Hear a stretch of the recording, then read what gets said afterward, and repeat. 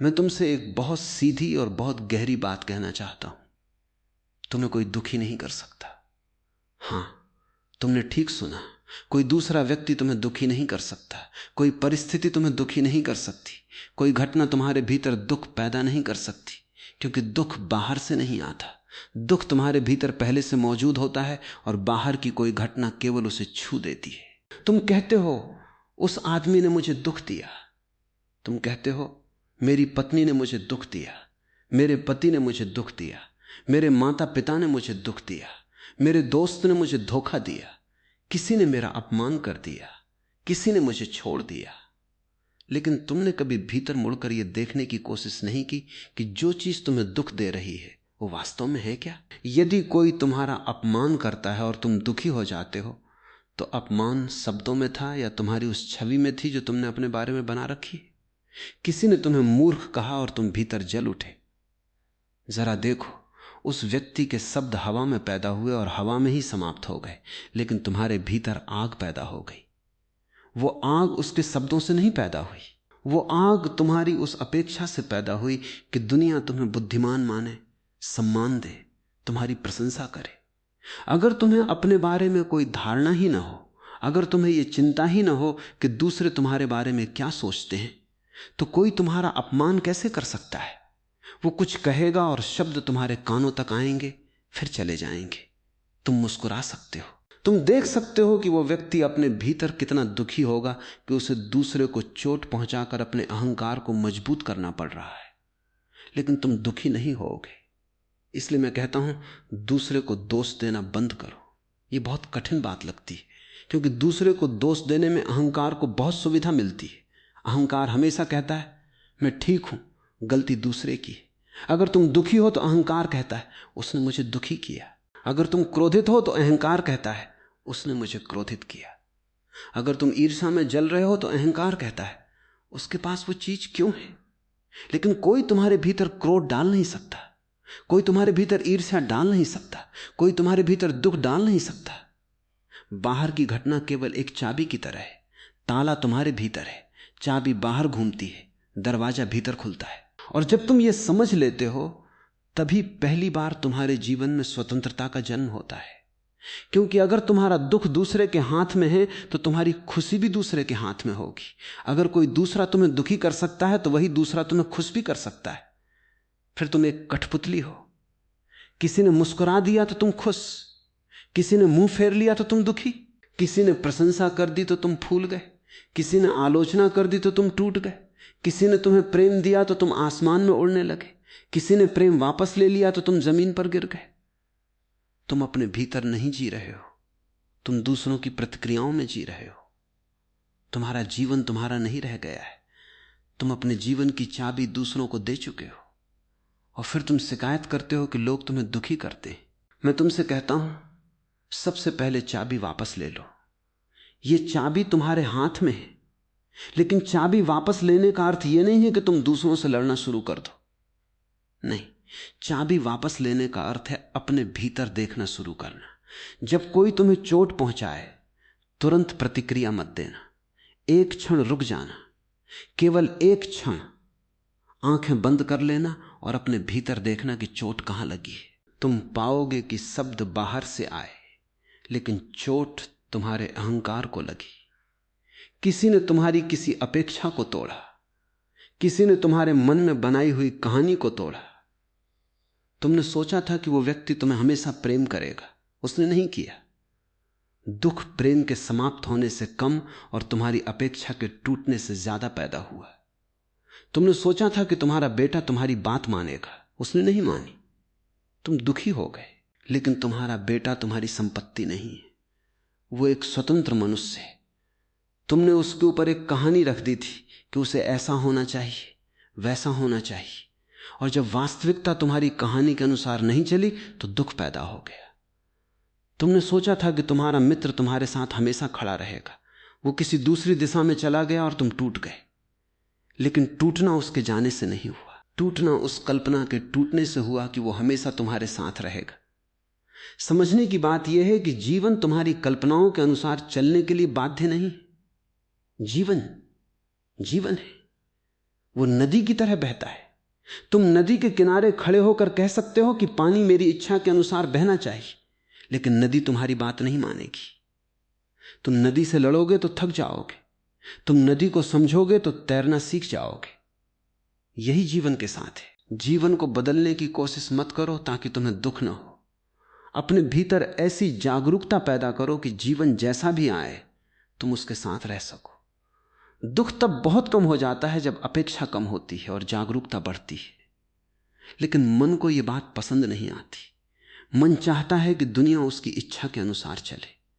मन कहता है लोग मेरे साथ वैसे व्यवहार करें जैसे मैं चाहता हूं, और यही दुख की जड़ है। तुम दूसरों से प्रेम नहीं करते, तुम दूसरों से अपनी अपेक्षाएं पूरी करवाना चाहते हो, और जब वे अपेक्षाएं पूरी नहीं होती तो तुम कहते हो कि प्रेम ने मुझे दुख दिया। प्रेम ने तुम्हें दुख नहीं दिया। प्रेम के नाम पर जो अपेक्षा थी उसने तुम्हें दुख दिया। तुम कहते हो मैंने उसे इतना प्रेम किया, उसने मुझे बदले में क्या दिया। देखो, यह प्रेम की भाषा नहीं है, यह व्यापार की भाषा है। तुमने दिया और बदले में पाने की उम्मीद की। जब नहीं मिला तो दुख हुआ। सच्चा प्रेम देने में आनंदित होता है। सच्चा प्रेम किसी दूसरे की स्वतंत्रता को स्वीकार करता है। लेकिन तुम्हारा तथाकथित प्रेम अक्सर एक अदृश्य बंधन होता है। तुम कहते हो मैं तुमसे प्रेम करता हूं, इसलिए तुम्हें मेरी बात माननी चाहिए। मैं कहता हूं यह प्रेम नहीं, अधिकार है। तुम कहते हो मैंने तुम्हारे लिए इतना किया, इसलिए तुम्हें मेरे लिए ऐसा करना चाहिए। मैं कहता हूं यह प्रेम नहीं, हिसाब किताब है। और जहां हिसाब किताब है वहां दुख निश्चित है, क्योंकि जीवन हमेशा तुम्हारी गणना के अनुसार उत्तर नहीं देता। तुमने 10 दिया और तुम उम्मीद करते हो कि सामने वाला 20 लौटाएगा। उसने 5 लौटाया तो तुम्हारा मन दुखी हो गया। उसने कुछ नहीं लौटाया तो तुम्हारा अहंकार चिल्लाने लगा। लेकिन अगर तुमने सच में दिया था तो देने के क्षण में ही बात समाप्त हो गई। फूल सुगंध देता है और फिर हिसाब नहीं रखता कि कितने लोगों ने उसकी सुगंध की प्रशंसा की। सूरज प्रकाश देता है और यह नहीं पूछता कि कौन उसके प्रकाश के योग्य है।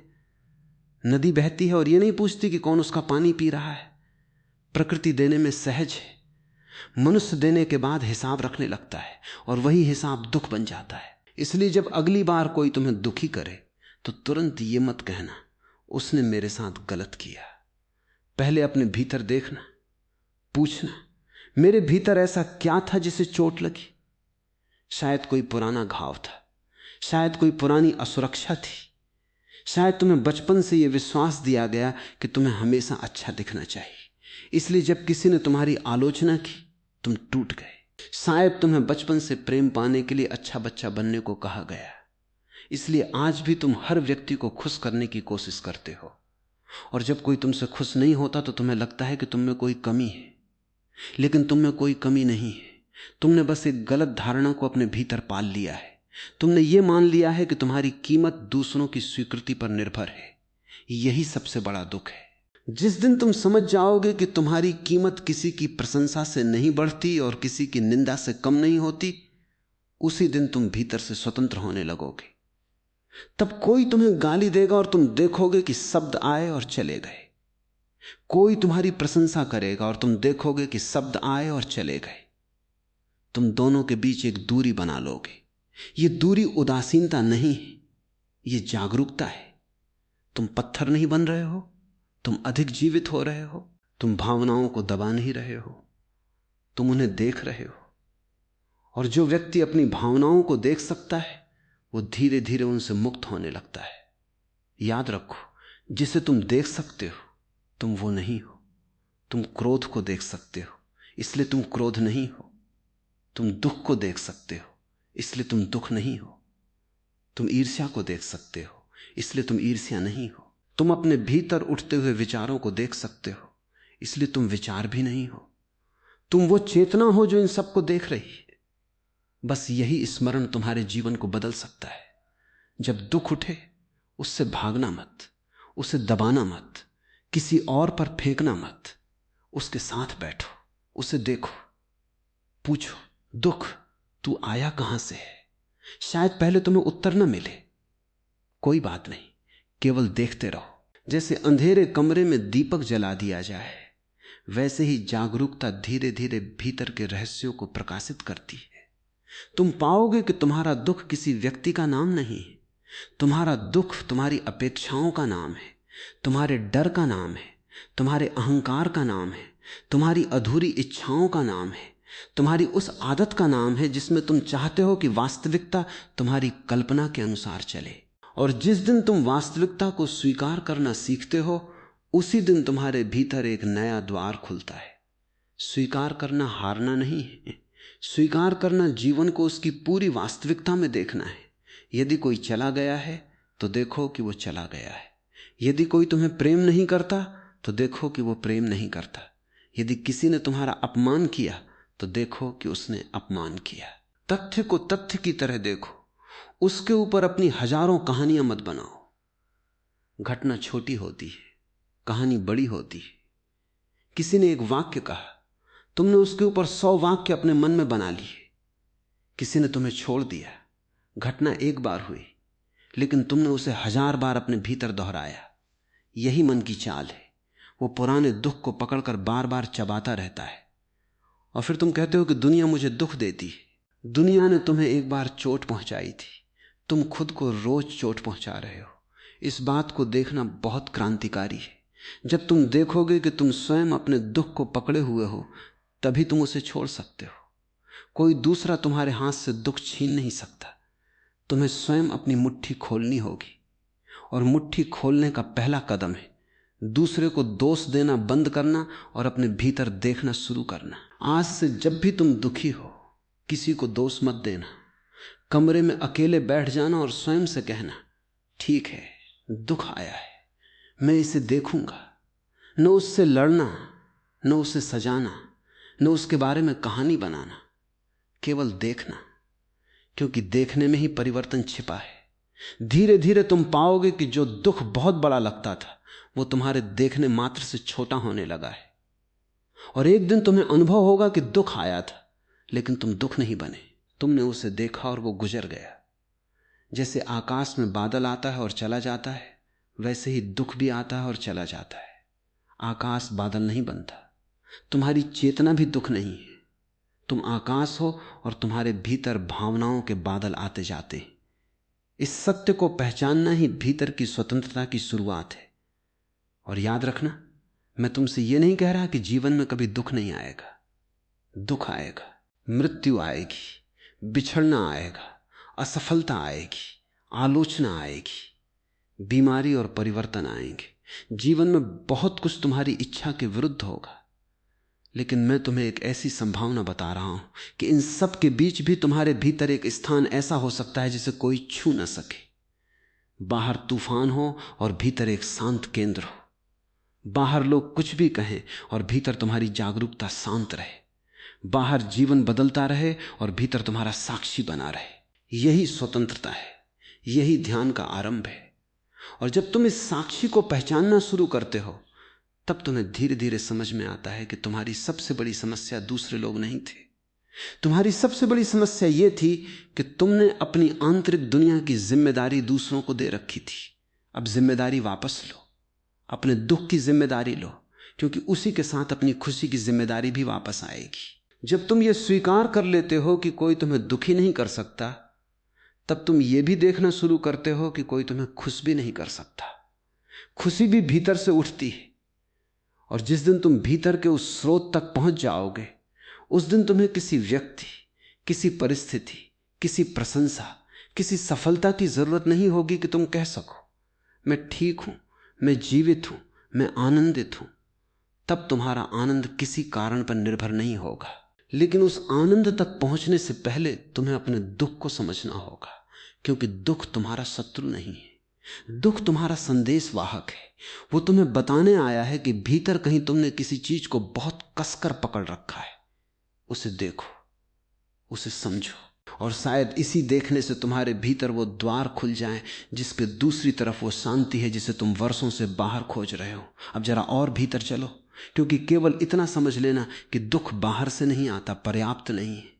समझ को अनुभव बनाना होगा, और अनुभव तभी बनता है जब तुम अपने जीवन की छोटी छोटी घटनाओं में इस सत्य को देखना शुरू करते हो। मैं तुमसे कहता हूं तुम्हारे दुख का सबसे बड़ा कारण घटना नहीं है, घटना के प्रति तुम्हारी व्याख्या है। घटना तो बहुत छोटी होती है, लेकिन मन उसके चारों ओर एक पूरी कहानी खड़ी कर देता है। किसी ने तुम्हें रास्ते में देखकर नमस्ते नहीं किया, घटना समाप्त हो गई, लेकिन तुम्हारा मन कहता है शायद वो मुझसे नाराज है, शायद उसने जानबूझकर मुझे नजरअंदाज किया, शायद वो मुझे पसंद नहीं करता, आखिर मैंने उसका क्या बिगाड़ा है। और अब देखो, एक छोटी सी घटना से तुम्हारे भीतर कितनी सारी तरंगें उठने लगी। उस व्यक्ति ने केवल नमस्ते नहीं किया था, उसने तुम्हारे मन में कोई दुख नहीं डाला था, बाकी सब तुमने स्वयं बनाया। यही मन की कला है, वो वास्तविकता से अधिक कल्पना में जीता है। वास्तविकता में केवल इतना हुआ कि एक आदमी ने तुम्हें देखकर अभिवादन नहीं किया, बस, लेकिन मन कहता है उसने मेरा अपमान किया। अब तुमने घटना को अर्थ दे दिया, और अर्थ के साथ भावना पैदा हो गई, भावना के साथ दुख आया, फिर तुम उसी दुख को लेकर पूरे दिन घूमते रहे। रात को सोते समय भी वही बात याद आती रही। अगले दिन उस व्यक्ति को देखते ही तुम्हारे भीतर पुरानी कहानी फिर जाग गई। अब वो व्यक्ति तुम्हारे सामने नहीं है, तुम्हारी कहानी तुम्हारे सामने है, और तुम कहानी से लड़ रहे हो। इसलिए ध्यान से समझो, मनुष्य अक्सर वास्तविक लोगों से कम और अपनी कल्पनाओं से अधिक दुखी होता है। तुम्हारे जीवन में जितने लोग हैं, उनसे कहीं अधिक लोग तुम्हारे मन में रहते हैं। कोई व्यक्ति सालों पहले कुछ कहकर चला गया, लेकिन तुम आज भी उसे भीतर लिए घूम रहे हो। उसने तुम्हें 10 साल पहले चोट पहुंचाई थी, लेकिन तुमने उस चोट को आज तक जीवित रखा है। वो व्यक्ति शायद भूल भी चुका है कि उसने क्या कहा था, लेकिन तुम उसे रोज याद करके अपने भीतर वही जहर पैदा कर रहे हो। तब दोष किसका है?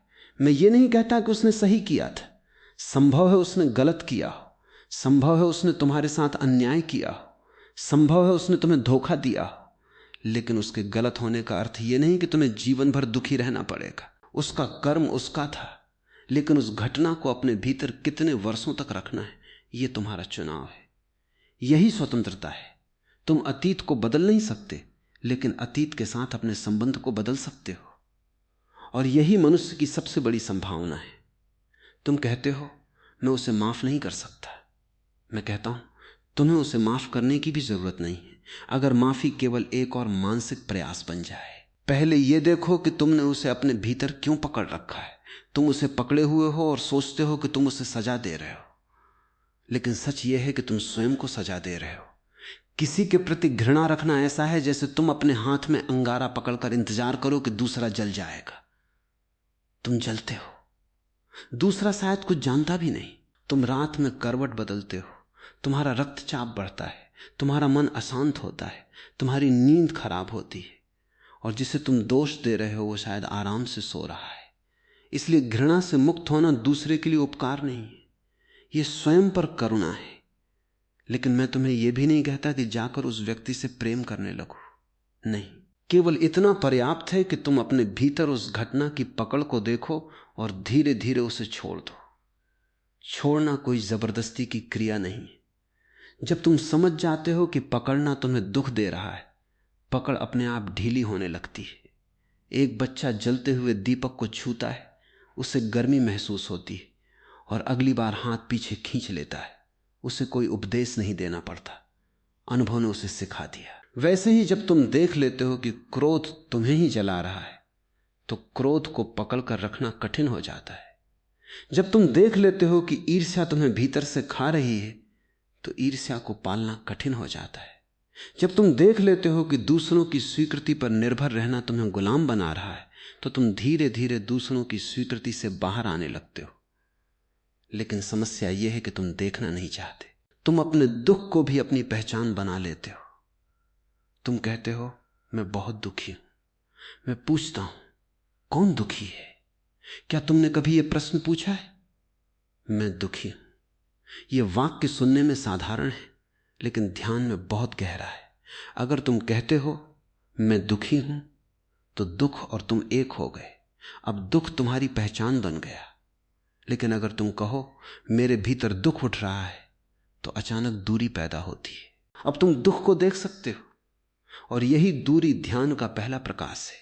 तुम दुख को देखो जैसे समुद्र किनारे बैठकर लहरों को देखते हो।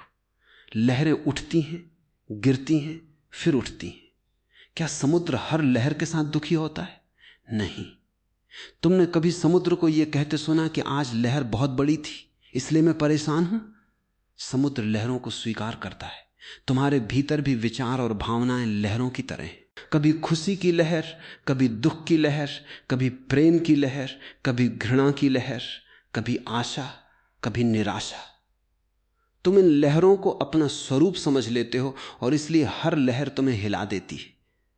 लेकिन तुम लहर नहीं हो, तुम वो गहराई हो जिसमें लहरें उठती हैं। अगर तुम सतह पर ही जियोगे तो हर हवा तुम्हें हिलाएगी। अगर तुम भीतर की गहराई में उतर जाओगे तो ऊपर तूफान भी हो तो तुम्हारे भीतर शांति बनी रह सकती है।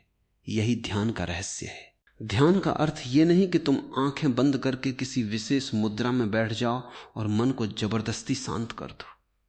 मन को शांत करने की कोशिश मत करो, केवल मन को देखो। विचार आ रहे हैं, आने दो। कोई पुरानी याद आ रही है, आने दो। कोई दुख उठ रहा है, उठने दो। कोई डर पैदा हो रहा है, उसे भी आने दो। तुम केवल साक्षी बने रहो, तुम कुछ मत करो। यही सबसे कठिन और सबसे सरल बात है, क्योंकि मन हमेशा कुछ करना चाहता है। वो दुख आया तो तुरंत किसी को फोन करना चाहता है, किसी से शिकायत करना चाहता है, सोशल मीडिया पर कुछ लिखना चाहता है, किसी को जवाब देना चाहता है, अपनी सफाई देना चाहता है। लेकिन कभी कभी तुम्हारे लिए सबसे क्रांतिकारी काम यह है कि तुम कुछ मत करो, बस बैठो और देखो। तुम्हारे भीतर क्रोध की आग उठ रही है, उसे तुरंत शब्द मत दो। पहले देखो शरीर में कहां गर्मी हो रही है, छाती में, पेट में, चेहरे पर। सांस कैसे बदल गई है, मुट्ठियां क्यों कस गई हैं, मन क्या कह रहा है। मैं उसे छोड़ूंगा नहीं, उसने मेरे साथ ऐसा कैसे किया, उसे सबक सिखाना होगा। इन विचारों को भी देखो। तुम विचारों को रोक नहीं रहे हो, तुम केवल यह पहचान रहे हो कि विचार तुम नहीं हो। और जैसे जैसे देखने की क्षमता बढ़ती है वैसे वैसे विचारों की शक्ति घटती है। एक दिन तुम देखोगे कि क्रोध आया, लेकिन तुम उसके साथ बह नहीं गए, वो आया और चला गया। तब पहली बार तुम्हें अपने भीतर शक्ति का अनुभव होगा। ये शक्ति किसी को हराने की शक्ति नहीं है, ये स्वयं को देखने की शक्ति है। और जो स्वयं को देख सकता है उसे दुनिया को नियंत्रित करने की आवश्यकता नहीं रहती। तुमने शायद ध्यान दिया होगा कि जितना अधिक तुम लोगों को बदलना चाहते हो उतना अधिक तुम दुखी होते हो। तुम चाहते हो कि तुम्हारा पति तुम्हारे अनुसार बोले, पत्नी तुम्हारी इच्छा के अनुसार व्यवहार करे, बच्चे तुम्हारी बात माने, दोस्त तुम्हारी अपेक्षाओं के अनुसार रहे, समाज तुम्हें सम्मान दे, दुनिया तुम्हें समझे। लेकिन दुनिया तुम्हारे आदेश से नहीं चलती, इसलिए तुम्हारा जीवन लगातार संघर्ष बन जाता है। मैं कहता हूं, दूसरों को बदलने से पहले यह देखो कि तुम उन्हें बदलना क्यों चाहते हो। क्या इसलिए कि वे गलत हैं, या इसलिए कि वे तुम्हारी अपेक्षा के अनुसार नहीं हैं? यह अंतर बहुत महत्वपूर्ण है। अगर किसी व्यक्ति का व्यवहार वास्तव में तुम्हारे लिए हानिकारक है तो तुम उससे दूरी बना सकते हो, सीमा तय कर सकते हो, संबंध समाप्त भी कर सकते हो। जागरूकता का अर्थ यह नहीं कि तुम अन्याय सहते रहो, नहीं। जागरूकता का अर्थ है कि तुम निर्णय क्रोध से नहीं, स्पष्टता से लो। तुम कह सकते हो यह संबंध मेरे लिए ठीक नहीं है, इसलिए मैं इससे बाहर निकलता हूं। लेकिन तुम्हें भीतर आग जलाकर निकलने की जरूरत नहीं। तुम जा सकते हो और फिर भी शांत रह सकते हो। यही परिपक्वता है। जो व्यक्ति अपने भीतर शांत है वो कमजोर नहीं होता, बल्कि वही सबसे मजबूत है। कमजोर व्यक्ति प्रतिक्रिया करता है, मजबूत व्यक्ति देखता है। कमजोर व्यक्ति तुरंत बदला चाहता है, मजबूत व्यक्ति समझता है। कमजोर व्यक्ति दूसरों को दोष देता है, मजबूत व्यक्ति अपने अनुभव की जिम्मेदारी लेता है। और जिम्मेदारी लेना अपराध स्वीकार करना नहीं है, इसे ठीक से समझो। अगर किसी ने तुम्हारे साथ गलत किया तो उसकी जिम्मेदारी उसकी है, लेकिन उस घटना के बाद अपने जीवन के साथ क्या करना है इसकी जिम्मेदारी तुम्हारी है। तुम उसके व्यवहार को नियंत्रित नहीं कर सकते, लेकिन अपनी प्रतिक्रिया को धीरे धीरे समझ सकते हो। यही वो जगह है जहां तुम्हारी स्वतंत्रता शुरू होती है। तुम दूसरों की मूर्खता को नियंत्रित नहीं कर सकते, लेकिन अपनी शांति को उसके हाथों में देने से इनकार कर सकते हो। कोई तुम्हें गाली दे सकता है, लेकिन तुम उस गाली को अपने भीतर घर देने से इनकार कर सकते हो। कोई तुम्हें अस्वीकार कर सकता है, लेकिन तुम स्वयं को अस्वीकार करने से इनकार कर सकते हो। कोई तुम्हें छोड़ सकता है, लेकिन तुम स्वयं को छोड़ने से इनकार कर सकते हो। और शायद सबसे गहरा दुख यही है कि दूसरे के जाने के बाद तुम स्वयं को भी छोड़ देते हो। कोई रिश्ता समाप्त हुआ और तुमने सोचा अब मैं कुछ नहीं हूं। किसी ने प्रेम वापस लिया और तुमने सोचा अब मेरे जीवन में कोई अर्थ नहीं। किसी ने तुम्हें नौकरी में असफल कहा और तुमने मान लिया कि तुम असफल मनुष्य हो। किसी परीक्षा में अंक कम आए और तुमने अपनी पूरी पहचान को असफलता बना लिया। देखो, घटना और तुम्हारी पहचान के बीच कितना अंतर है। तुम असफल नहीं हुए, किसी एक प्रयास में सफलता नहीं मिली, लेकिन मन कहता है मैं असफल हूं। यह शब्द तुम्हें भीतर से तोड़ देता है।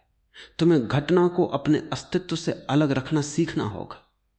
तुमने गलती की, इसका अर्थ यह नहीं कि तुम गलती हो। तुम असफल हुए, इसका अर्थ यह नहीं कि तुम असफलता हो। तुम्हारे जीवन में दुख आया, इसका अर्थ यह नहीं कि तुम दुख हो। तुम क्रोधित हुए, इसका अर्थ यह नहीं कि तुम क्रोध हो। तुमने गलत चुनाव किया, इसका अर्थ यह नहीं कि तुम्हारा पूरा अस्तित्व गलत है।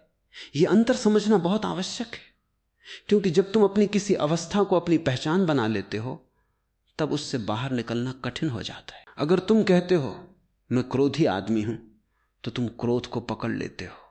अगर तुम कहते हो मैं दुखी इंसान हूं, तो दुख तुम्हारी पहचान बन जाता है। लेकिन अगर तुम कहते हो इस समय मेरे भीतर दुख है, तो एक संभावना खुलती है कि दुख बदल सकता है, क्योंकि जो आया है वो जाएगा। कोई भावना स्थायी नहीं है। तुमने अपने जीवन में कितनी बार दुख महसूस किया और फिर वो चला गया। कितनी बार तुम्हें लगा कि अब तुम कभी खुश नहीं हो पाओगे, और कुछ समय बाद जीवन फिर मुस्कुराया। कितनी बार तुम्हें लगा कि यह दर्द हमेशा रहेगा, और फिर एक दिन तुमने पाया कि वो दर्द केवल एक स्मृति रह गया है। यही जीवन का स्वभाव है। कोई भावना स्थायी नहीं, लेकिन मन उसे स्थायी बना देता है, क्योंकि वो उसे बार बार दोहराता है। इसलिए जब दुख आए, उसे कहानी मत बनाओ, उसे अनुभव रहने दो। अनुभव आता है और चला जाता है। कहानी अनुभव को पकड़ लेती है और उसे वर्षों तक जीवित रखती है। किसी ने तुम्हें चोट पहुंचाई, इसे घटना रहने दो। उसने ऐसा किया, इसलिए लोग ऐसे होते हैं, इसलिए दुनिया खराब है, इसलिए किसी पर भरोसा नहीं किया जा सकता, इसलिए मैं कभी प्रेम नहीं करूंगा। यह कहानी है, और कहानी भविष्य को भी जहरीला बना देती है।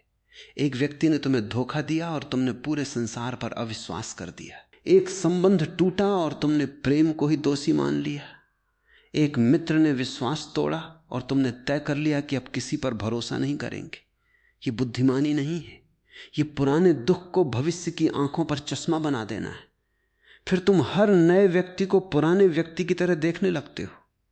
कोई तुम्हारे पास प्रेम लेकर आता है और तुम डर जाते हो, क्योंकि भीतर से आवाज आती है फिर चोट लगेगी। लेकिन याद रखो, भविष्य अतीत नहीं, नया व्यक्ति पुराना व्यक्ति नहीं है, नई सुबह कल की शाम नहीं है। जीवन हर क्षण नया है। लेकिन अगर तुम अतीत को पकड़कर बैठे हो तो तुम नए को देख ही नहीं पाते। इसलिए मैं कहता हूं, अपने दुख को सम्मान दो, लेकिन उसे अपना घर मत बना लो। उससे सीखो, लेकिन उसमें रहो मत। जो हुआ उससे जागो, लेकिन उसे अपनी पहचान मत बनाओ। और धीरे धीरे तुम देखोगे कि दुख का उपयोग भी जागने के लिए किया जा सकता है। दुख तुम्हें भीतर धकेल सकता है। सुख में अक्सर मन बाहर भागता है, लेकिन दुख में कभी कभी तुम पहली बार स्वयं से मिलते हो। कोई तुम्हें छोड़ देता है और पहली बार तुम अपने भीतर की खाली जगह देखते हो। कोई रिश्ता टूटता है और पहली बार तुम्हें पता चलता है कि तुम अपने अस्तित्व के लिए दूसरे पर कितना निर्भर थे। कोई सपना टूटता है और पहली बार तुम्हें पता चलता है कि तुम्हारी खुशी उस सपने से बंधी हुई थी। इसलिए दुख को केवल दुश्मन मत समझो, वो शिक्षक भी हो सकता है, लेकिन शिक्षक तभी बनता है जब तुम उससे सीखो। अगर तुम केवल शिकायत करते रहे तो वो शिक्षक नहीं बन पाएगा। अगर तुम पूछो ये दुख मुझे मेरे बारे में क्या बता रहा है, तो भीतर एक नया द्वार खुलता है। और शायद यही वो क्षण है जब तुम्हें पहली बार पता चलता है कि तुम जिस शांति को पूरी दुनिया में खोज रहे थे वो तुम्हारे भीतर ही थी। तुम दूसरों से चाहते रहे कि वे तुम्हें समझे, लेकिन तुमने स्वयं को समझा ही नहीं। तुम चाहते रहे कि दूसरे तुम्हें स्वीकार करें, लेकिन तुमने स्वयं को स्वीकार नहीं किया। तुम चाहते रहे कि कोई तुम्हें प्रेम करे, लेकिन तुमने अपने भीतर बैठे उस व्यक्ति को प्रेम नहीं दिया जिसे तुम हर दिन आलोचना करते हो। इसलिए बाहर की दुनिया से प्रेम मांगने से पहले अपने भीतर लौटो। अपने भीतर उस बच्चे को देखो जो डरता है, जो रोता है, जो स्वीकृति चाहता है, जो गलती करता है, जो कभी कभी कमजोर पड़ जाता है।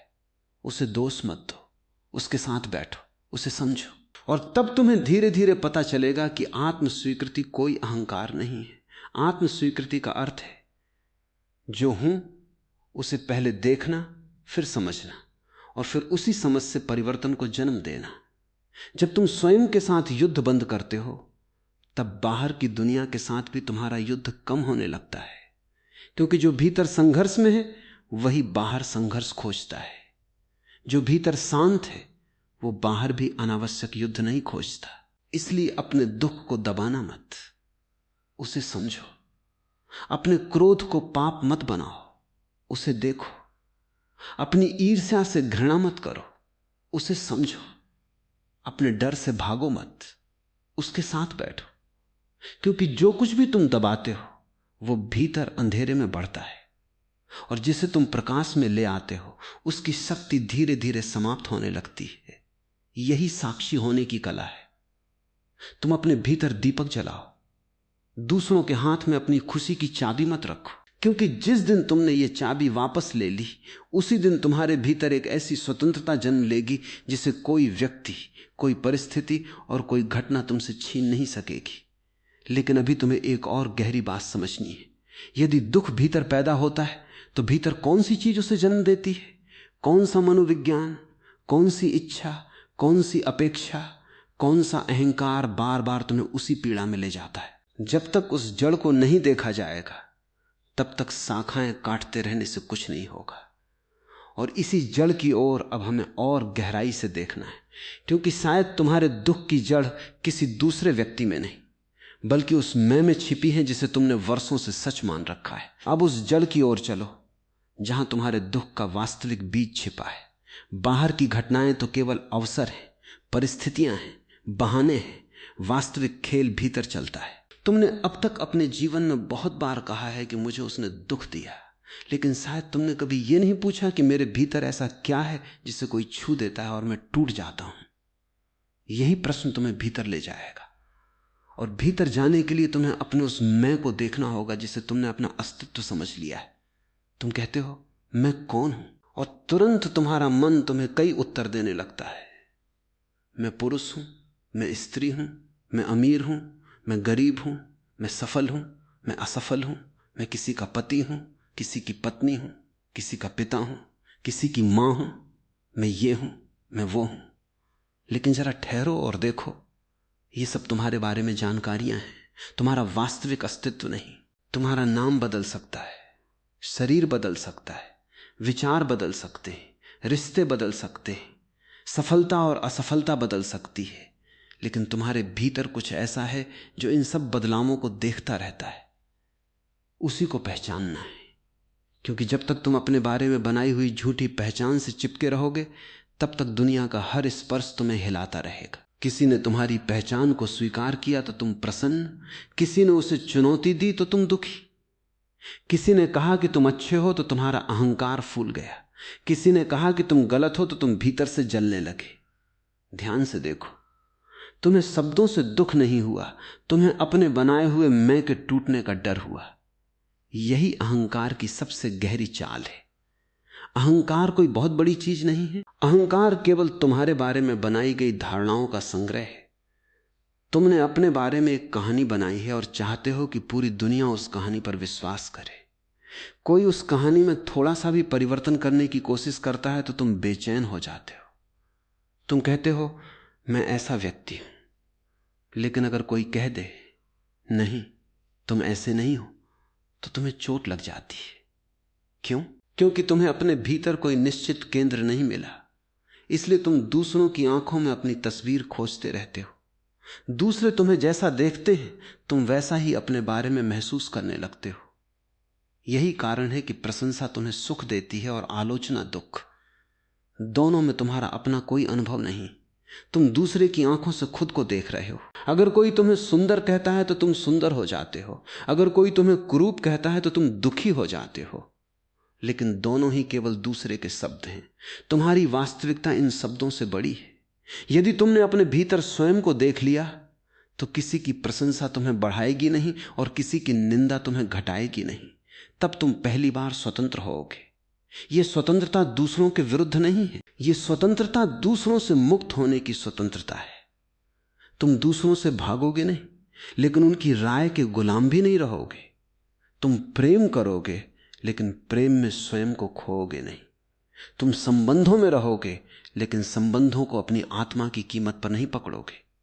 तुम किसी को अपना कहोगे, लेकिन भीतर यह भी जानोगे कि कोई भी व्यक्ति तुम्हारी संपत्ति नहीं है। और यही समझ बहुत सारे दुखों को जन्म लेने से पहले ही रोक देती है। देखो, दुख अक्सर वहां पैदा होता है जहां तुम कहते हो ये मेरा है, ये मेरा घर है, मेरी पत्नी है, मेरा पति है, मेरा बच्चा है, मेरा दोस्त है, मेरा पैसा है, मेरा सम्मान है, मेरी प्रतिष्ठा है, मेरा विचार है, मेरा धर्म है, मेरा सत्य है। मेरा जितना गहरा होता जाता है, डर उतना ही गहरा होता जाता है, क्योंकि जिसे तुम अपना कहते हो उसके खोने का भय भी पैदा हो जाता है। तुमने किसी व्यक्ति को अपना कहा, अब तुम्हें डर लगेगा कि वो कहीं चला न जाए। तुमने धन को अपना कहा, अब तुम्हें डर लगेगा कि वो कहीं समाप्त न हो जाए। तुमने प्रतिष्ठा को अपना कहा, अब तुम्हें डर लगेगा कि कोई तुम्हारा अपमान न कर दे। तुमने किसी विचार को अपना कहा, अब तुम्हें डर लगेगा कि कोई उसे गलत साबित न कर दे। और जहां डर है वहां दुख बहुत दूर नहीं। इसलिए समस्या चीजों में नहीं है, समस्या तुम्हारी पकड़ में है। हाथ में फूल हो तो सुंदर है, लेकिन मुट्ठी में फूल को कुचल दोगे। प्रेम भी ऐसा ही है। प्रेम को खुला हाथ चाहिए, अधिकार को मुट्ठी चाहिए। तुम मुट्ठी बनाते हो और फिर कहते हो कि फूल मुरझा गया। फूल ने तुम्हें दुख नहीं दिया, तुम्हारी पकड़ ने फूल को नष्ट किया। संबंधों में भी यही होता है। तुम किसी को इतना कसकर पकड़ना चाहते हो कि वो तुम्हारा हो जाए, लेकिन जितना अधिक पकड़ते हो उतना ही संबंध में घुटन आती है। फिर सामने वाला दूर जाना चाहता है और तुम कहते हो उसने मुझे छोड़ दिया। संभव है उसने तुम्हें नहीं छोड़ा, संभव है तुम्हारी पकड़ से स्वयं को मुक्त किया। यह बात सुनना कठिन है, लेकिन भीतर देखने वाले के लिए यही सत्य की शुरुआत है। प्रेम में दूसरे को स्वतंत्रता देने का साहस चाहिए। यदि कोई तुम्हारे साथ है तो उसे रहने दो। यदि वो जाना चाहता है तो उसके जाने के अधिकार को भी स्वीकार करो। इसका अर्थ यह नहीं कि तुम्हें दर्द नहीं होगा। दर्द होगा, आंखों में आंसू भी आ सकते, हृदय भारी भी हो सकता है, लेकिन उस दर्द को अहंकार की कहानी मत बनाओ। मत कहो उसने मुझे बर्बाद कर दिया, मत कहो अब मैं कभी प्रेम नहीं करूंगा। केवल इतना देखो, एक व्यक्ति आया, जीवन में कुछ समय रहा, फिर चला गया। जीवन में कितने लोग आए और चले गए। बचपन के मित्र कहां हैं, स्कूल के शिक्षक कहां हैं, कितने चेहरे जिन्हें तुम कभी भूल नहीं सकते थे आज तुम्हारी स्मृति में भी मुश्किल से आते हैं। जीवन निरंतर बदल रहा है। जो बदलता है उसे स्थायी बनाने की कोशिश दुख पैदा करती है। तुम नदी से कहते हो कि तू आज जैसी है, हमेशा वैसी ही रहना। नदी हंसेगी, वो बहती रहेगी, तुम भी नदी हो। तुम्हारे जीवन में जो लोग आते हैं वे भी यात्रियों की तरह हैं। कुछ लंबे समय तक साथ चलते हैं, कुछ थोड़ी दूरी तक। किसी का रास्ता तुम्हारे रास्ते से अलग हो जाता है। इसमें जीवन की कोई गलती नहीं है। तुम्हारा मन ही हर विदाई को व्यक्तिगत अपमान बना देता है। तुम कहते हो उसने मुझे क्यों छोड़ा, शायद उसने अपने रास्ते को चुना। तुम कहते हो उसने मुझे क्यों नहीं चुना, लेकिन जीवन कोई प्रतियोगिता नहीं है जिसमें हर व्यक्ति को तुम्हें चुनना ही चाहिए। प्रेम को चुनाव की मांग से मुक्त करना होगा, और यही बात तुम्हें अपने साथ भी करनी होगी। तुम अपने आप से भी बहुत अधिक मांग करते हो। तुम कहते हो मुझे ऐसा होना चाहिए, मुझे वैसा होना चाहिए, मुझे सफल होना चाहिए, मुझे हमेशा शांत रहना चाहिए, मुझे हमेशा खुश रहना चाहिए। और जब तुम अपनी बनाई हुई छवि के अनुसार नहीं जी पाते तो तुम स्वयं को दुख देने लगते हो। दूसरे तुम्हें जितना दुख नहीं देते, तुम स्वयं को उससे कहीं ज्यादा दुख देते हो। तुम्हारे भीतर एक आलोचक बैठा है जो हर समय कहता रहता है तुम पर्याप्त अच्छे नहीं हो, तुमने सही नहीं किया, तुम्हें और बेहतर होना चाहिए था, दूसरे तुमसे आगे निकल गए, तुम्हारा जीवन वैसा नहीं है जैसा होना चाहिए। यह आवाज तुम्हें दिन रात धकेलती रहती है और तुम इसे अपना विवेक समझते हो। यह विवेक नहीं है, यह शर्तों से भरा हुआ मन है। विवेक शांत होता है, आलोचना शोर करती है। विवेक कहता है यह गलती हुई, इसे समझो। आलोचक कहता है तुम बेकार हो। दोनों के बीच अंतर देखो।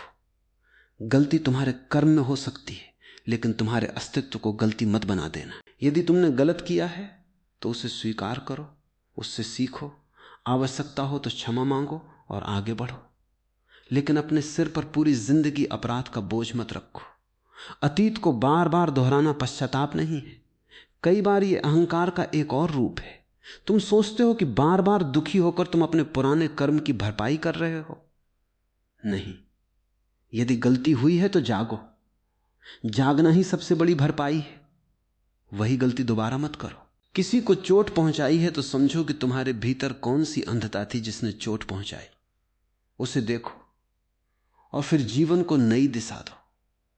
स्वयं को दंड देना आध्यात्मिकता नहीं है, स्वयं को समझना आध्यात्मिकता है। और यही समझ धीरे धीरे तुम्हारे दुख को बदल देती है। तुम अपने भीतर जितना अधिक देखते हो, उतना ही तुम्हें पता चलता है कि तुम्हारे अधिकांश दुख भविष्य और अतीत में रहते हैं। वर्तमान क्षण में दुख बहुत छोटा होता है। अभी इसी क्षण बैठो, कोई समस्या मत सोचो, अतीत को मत बुलाओ, भविष्य की कल्पना मत करो, केवल सांस को देखो। क्या इस क्षण वास्तव में कोई समस्या है?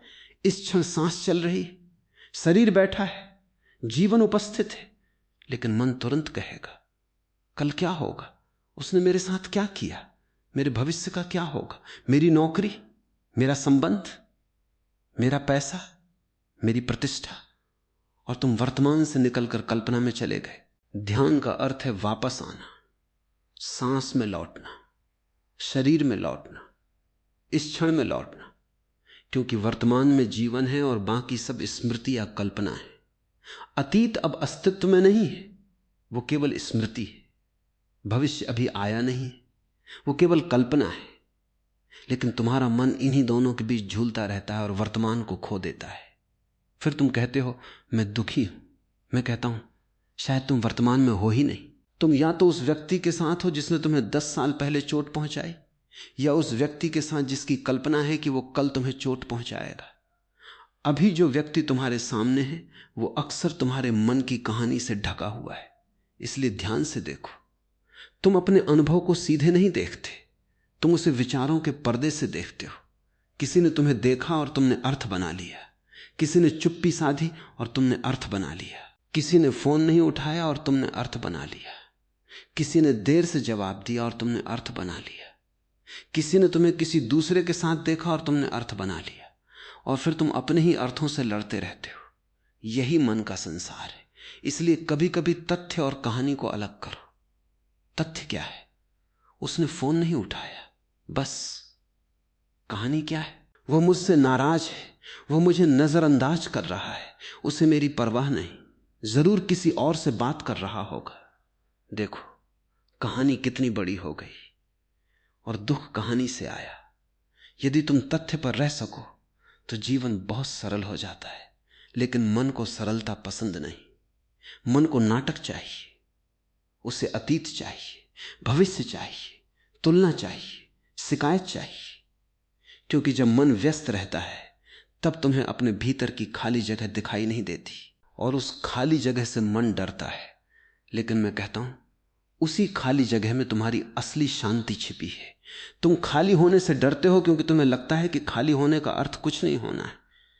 लेकिन ध्यान में खाली होना शून्यता नहीं, विशालता है। जब भीतर अनावश्यक विचारों की भीड़ कम होती है तब एक ऐसी जगह दिखाई देती है जहां किसी की प्रशंसा की जरूरत नहीं, किसी की स्वीकृति की जरूरत नहीं, किसी को दोष देने की जरूरत नहीं। वहां तुम केवल हो, बिना किसी परिचय के, बिना किसी नाम के, बिना किसी कहानी के। और वही तुम्हारा सबसे शुद्ध अस्तित्व है। वहां कोई तुम्हें दुखी नहीं कर सकता क्योंकि वहां कोई छवि नहीं है जिसे चोट पहुंचाई जा सके। कोई तुम्हें छोटा कहे तो किसे छोटा कह रहा है? तुम्हारी भूमिका को, तुम्हारे नाम को, तुम्हारे पेशे को, तुम्हारे शरीर को। लेकिन जो इन सब को देख रहा है उसे शब्द छू नहीं सकते। और धीरे धीरे यह समझ गहरी होती है कि संसार को बदलने की जरूरत कम है और स्वयं को देखने की जरूरत अधिक है। तुम किसी को नियंत्रित नहीं कर सकते, लेकिन अपनी जागरूकता को बढ़ा सकते हो। तुम किसी की जुबान बंद नहीं कर सकते, लेकिन अपने भीतर उसके शब्दों को जगह देना बंद कर सकते हो। तुम किसी को मजबूर नहीं कर सकते कि वो तुमसे प्रेम करे, लेकिन तुम स्वयं से प्रेम करना सीख सकते हो। तुम किसी को रोक नहीं सकते कि वो चला जाए, लेकिन तुम उसके जाने के बाद स्वयं को टूटने से बचा सकते हो। तुम अतीत को मिटा नहीं सकते, लेकिन उससे अपनी पहचान अलग कर सकते हो। और जब यह समझ तुम्हारे भीतर उतरती है, तब दुख धीरे धीरे शिक्षक बन जाता है। हर चोट पूछती है तुमने क्या पकड़ा हुआ है। हर अपमान पूछता है तुम अपने बारे में कौन सी छवि बचा रहे हो। हर बिछड़ना पूछता है तुमने किसे अपना अस्तित्व बना लिया था। हर असफलता पूछती है क्या तुम्हारी कीमत परिणाम पर निर्भर है। हर अकेलापन पूछता है क्या तुम स्वयं के साथ रहना जानते हो। और अगर तुम इन प्रश्नों से भागोगे नहीं तो तुम्हारा दुख धीरे धीरे तुम्हारे लिए द्वार बन जाएगा। तब तुम्हें समझ आएगा कि जीवन तुम्हारे विरुद्ध नहीं है, जीवन तुम्हें बार बार भीतर भेज रहा है। तुम बाहर भागते हो, जीवन तुम्हें रोकता है। तुम किसी और में खुशी खोजते हो, कोई चला जाता है। तुम धन में सुरक्षा खोजते हो, धन बदल जाता है। तुम शरीर में स्थायित्व खोजते हो, शरीर बदलता है। तुम प्रतिष्ठा में अमरता खोजते हो, लोग भूल जाते। तब जीवन कहता है अब कहां जाओगे, अब भीतर आओ। शायद यही सबसे बड़ा निमंत्रण है। दुख तुम्हें भीतर बुला रहा है, तुम उससे लड़ते हो, इसलिए वो और बड़ा लगता है। अगर तुम उसके साथ बैठ जाओ, उसे देखो, उसकी जड़ को समझो, तो वही दुख धीरे धीरे दरवाजा बन सकता है।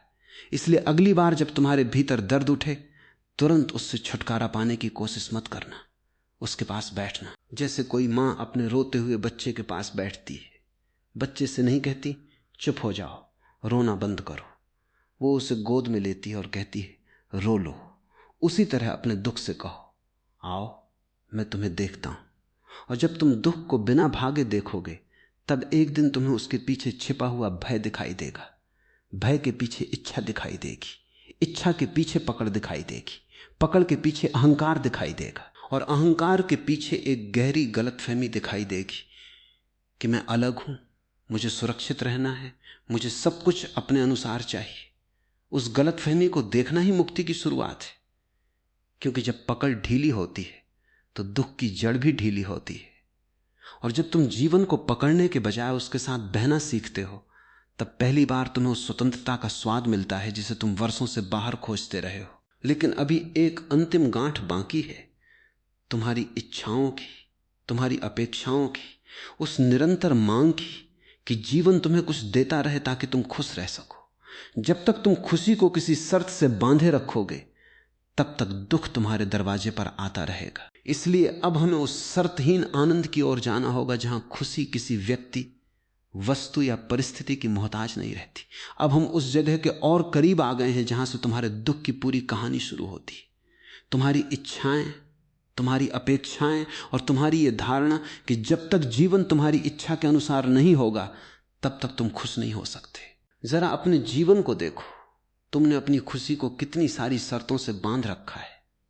तुम कहते हो अगर मुझे ये मिल जाए तो मैं खुश हो जाऊंगा, फिर वो मिल जाता है और कुछ दिनों बाद वही खुशी गायब हो जाती है। तुम कहते हो अगर मुझे वो व्यक्ति मिल जाए तो मेरा जीवन पूरा हो जाएगा, व्यक्ति मिल जाता है और फिर नई शिकायत शुरू हो जाती है। तुम कहते हो अगर मेरे पास इतना पैसा हो जाए तो मुझे कोई चिंता नहीं रहेगी। पैसा आता है और चिंता किसी दूसरे रूप में सामने खड़ी हो जाती है। तुम कहते हो अगर लोग मेरा सम्मान करने लगे तो मैं शांत हो जाऊंगा। लोग सम्मान करने लगते हैं और फिर डर पैदा होता है कि कहीं यह सम्मान छिन न जाए। देखो, तुम्हारी समस्या यह नहीं है कि तुम्हें चीजें नहीं मिलती, तुम्हारी समस्या यह है कि तुम हर चीज से स्थायी खुशी मांगते हो। तुम ऐसी दुनिया से स्थायित्व मांग रहे हो जिसका स्वभाव ही परिवर्तन है। तुम उस व्यक्ति से हमेशा प्रेम मांगते हो जो स्वयं बदल रहा है। तुम शरीर से हमेशा सुंदर रहने की मांग करते हो, जबकि शरीर हर क्षण बदल रहा है। तुम धन से सुरक्षा मांगते हो, जबकि धन आज है और कल नहीं भी हो सकता। तुम प्रतिष्ठा से स्थायित्व मांगते हो, जबकि लोगों की राय हर क्षण बदलती है। तुम जीवन से कहते हो मेरी शर्तों पर चलो, और जब जीवन नहीं चलता तो तुम दुखी हो जाते हो। जीवन तुम्हारी शर्तों पर चलने के लिए पैदा नहीं हुआ है, तुम जीवन का हिस्सा हो। जीवन तुम्हारा नौकर नहीं है।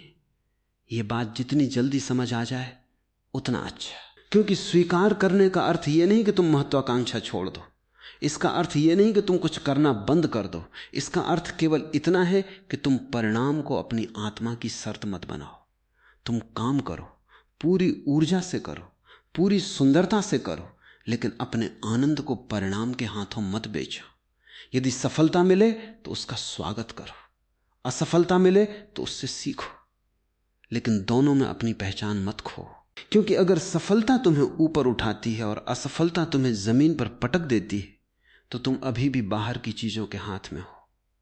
तुम कहते हो मैं सफल हूं, कल परिस्थितियां बदलती हैं और तुम कहते हो मैं असफल हूं, लेकिन तुम दोनों में कौन हो? सफलता एक घटना है, असफलता भी एक घटना है। तुम घटना नहीं हो, तुम वो हो जो घटना को देख सकता है। इसी साक्षी को पहचानना है, और साक्षी की पहली निशानी यह है कि वो किसी अनुभव को पकड़ता नहीं। खुशी आई, वो उसे पकड़ने की कोशिश नहीं करता। दुख आया, वो उससे भागता नहीं। प्रशंसा आई, वो उसमें खोता नहीं। अपमान आया, वो उसमें टूटता नहीं। वो देखता है, वो जानता है कि सब गुजर रहा है, ये शरीर भी गुजर रहा है, विचार गुजर रहे हैं, रिश्ते गुजर रहे हैं, मौसम गुजर रहे हैं, जीवन की अवस्थाएं गुजर रही हैं। जब सब गुजर रहा है तो तुम किसे पकड़ कर बैठे हो? तुम्हारी सबसे बड़ी पीड़ा पकड़ने की आदत है। तुम कहते हो ये मेरा है, और फिर उसी मेरा के कारण डर पैदा होता है। मैं तुमसे कहता हूं चीजों का उपयोग करो, लेकिन उन्हें अपनी आत्मा मत बनाओ। किसी व्यक्ति से प्रेम करो, लेकिन उसकी मौजूदगी को अपनी सांस मत बनाओ। धन का उपयोग करो, लेकिन धन को अपनी सुरक्षा की अंतिम दीवार मत बनाओ। घर में रहो, लेकिन घर को अपना अस्तित्व मत समझो। शरीर की देखभाल करो, लेकिन शरीर को मैं मत समझो।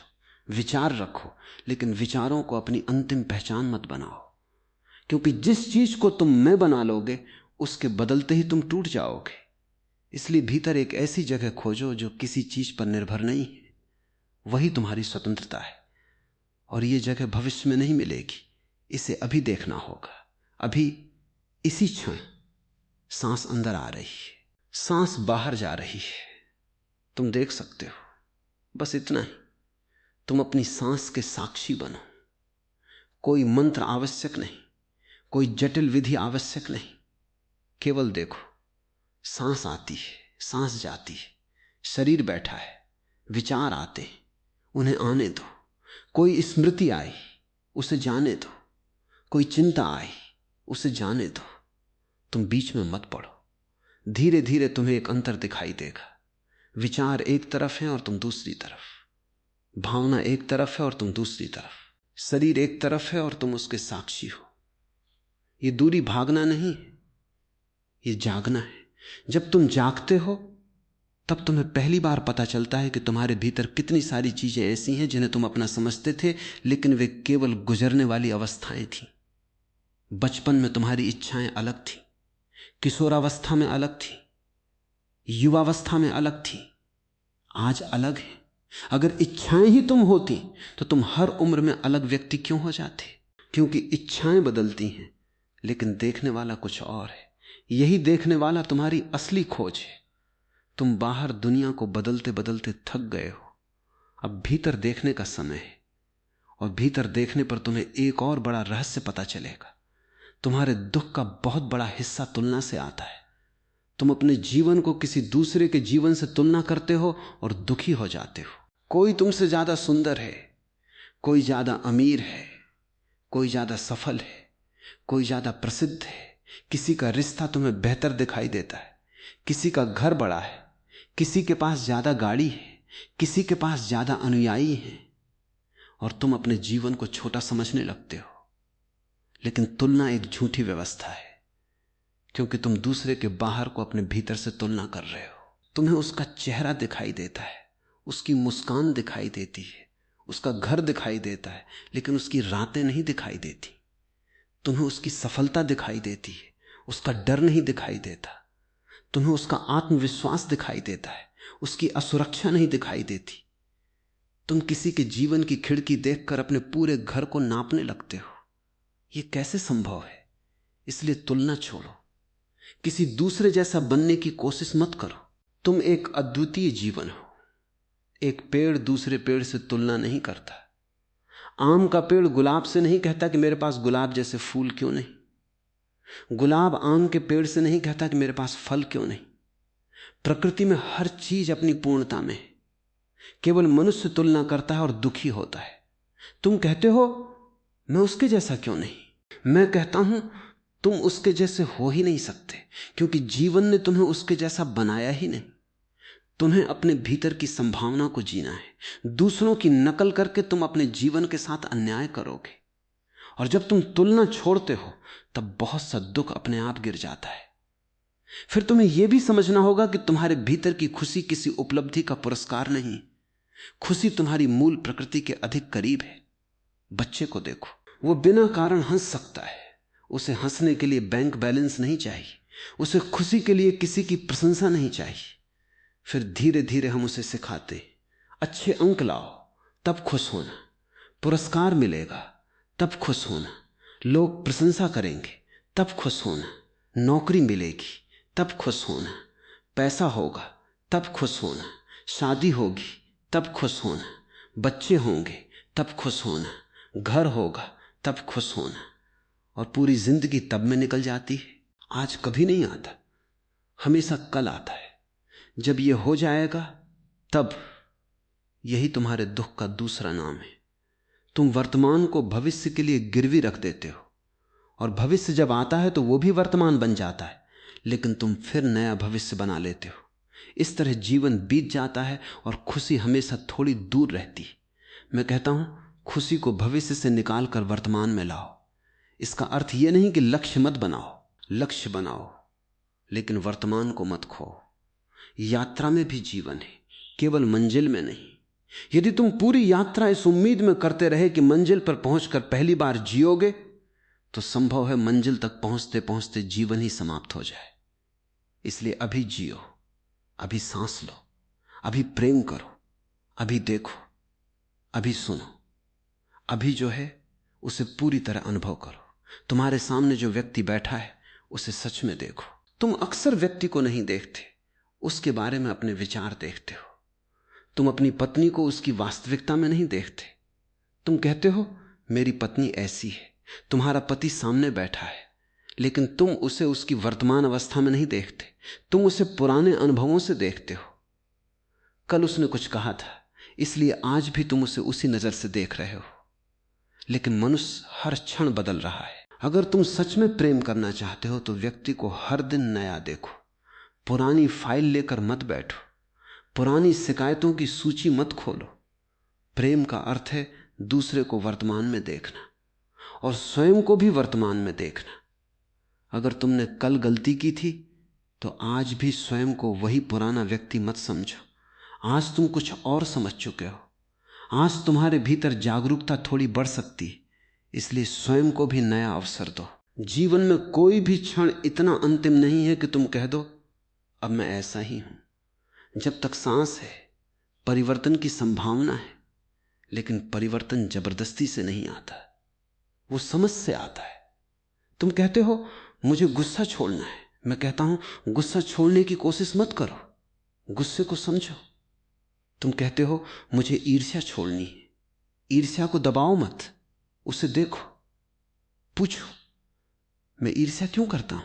क्योंकि मुझे लगता है कि दूसरे के पास जो है वो मेरे पास होना चाहिए। फिर पूछो क्यों? क्योंकि मैंने अपने मूल्य को बाहरी उपलब्धियों से जोड़ रखा है। फिर देखो ये विश्वास कहां से आया। धीरे धीरे जड़ दिखाई देने लगेगी, और जब जड़ दिखाई देती है तो शाखाओं को काटने की जरूरत नहीं पड़ती। इसी तरह दुख को भी केवल हटाना मत चाहो, उसे समझो। दुख तुम्हारे भीतर कोई संदेश लेकर आया है।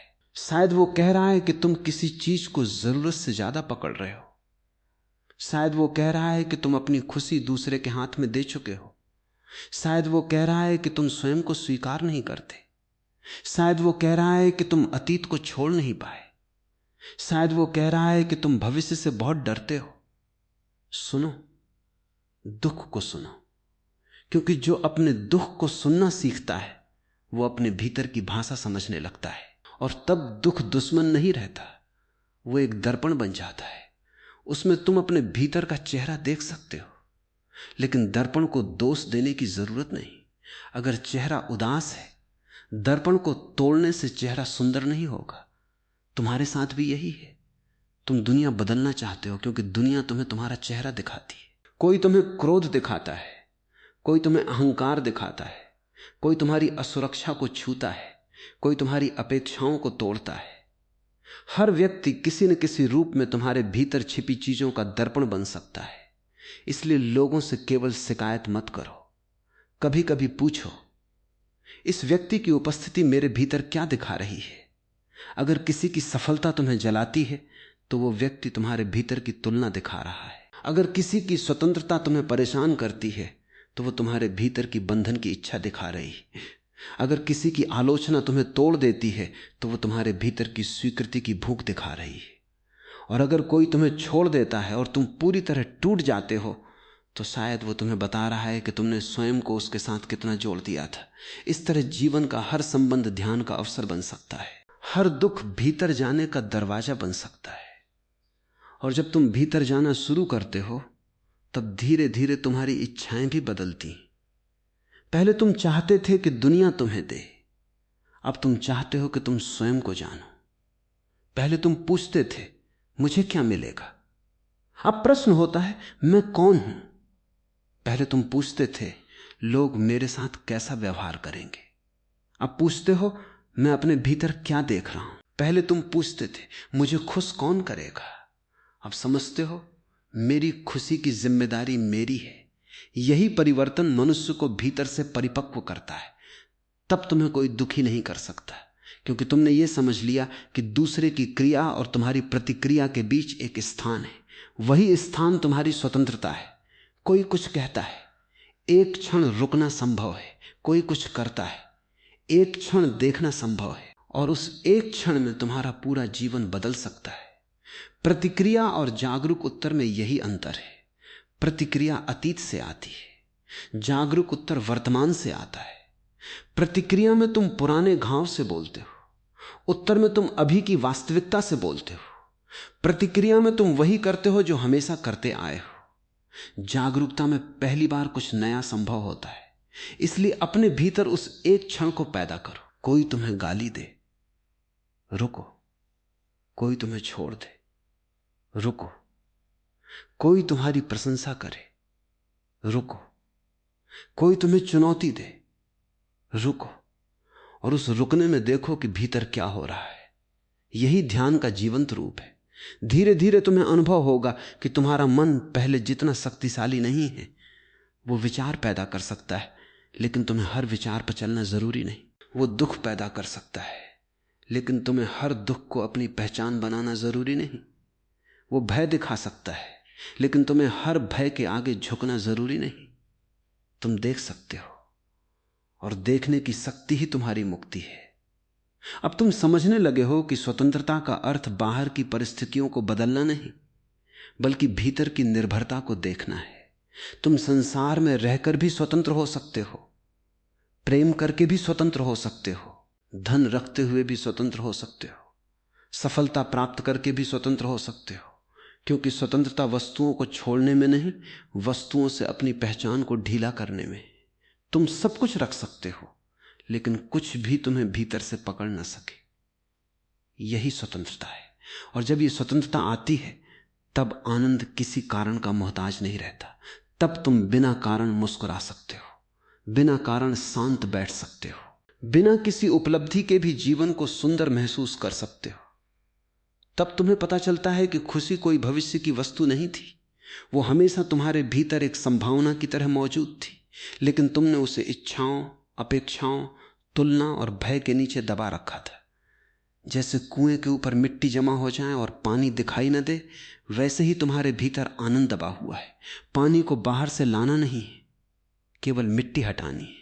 इच्छाएं समझो, अपेक्षाएं समझो, पकड़ समझो, अहंकार समझो, तुलना समझो, भय समझो।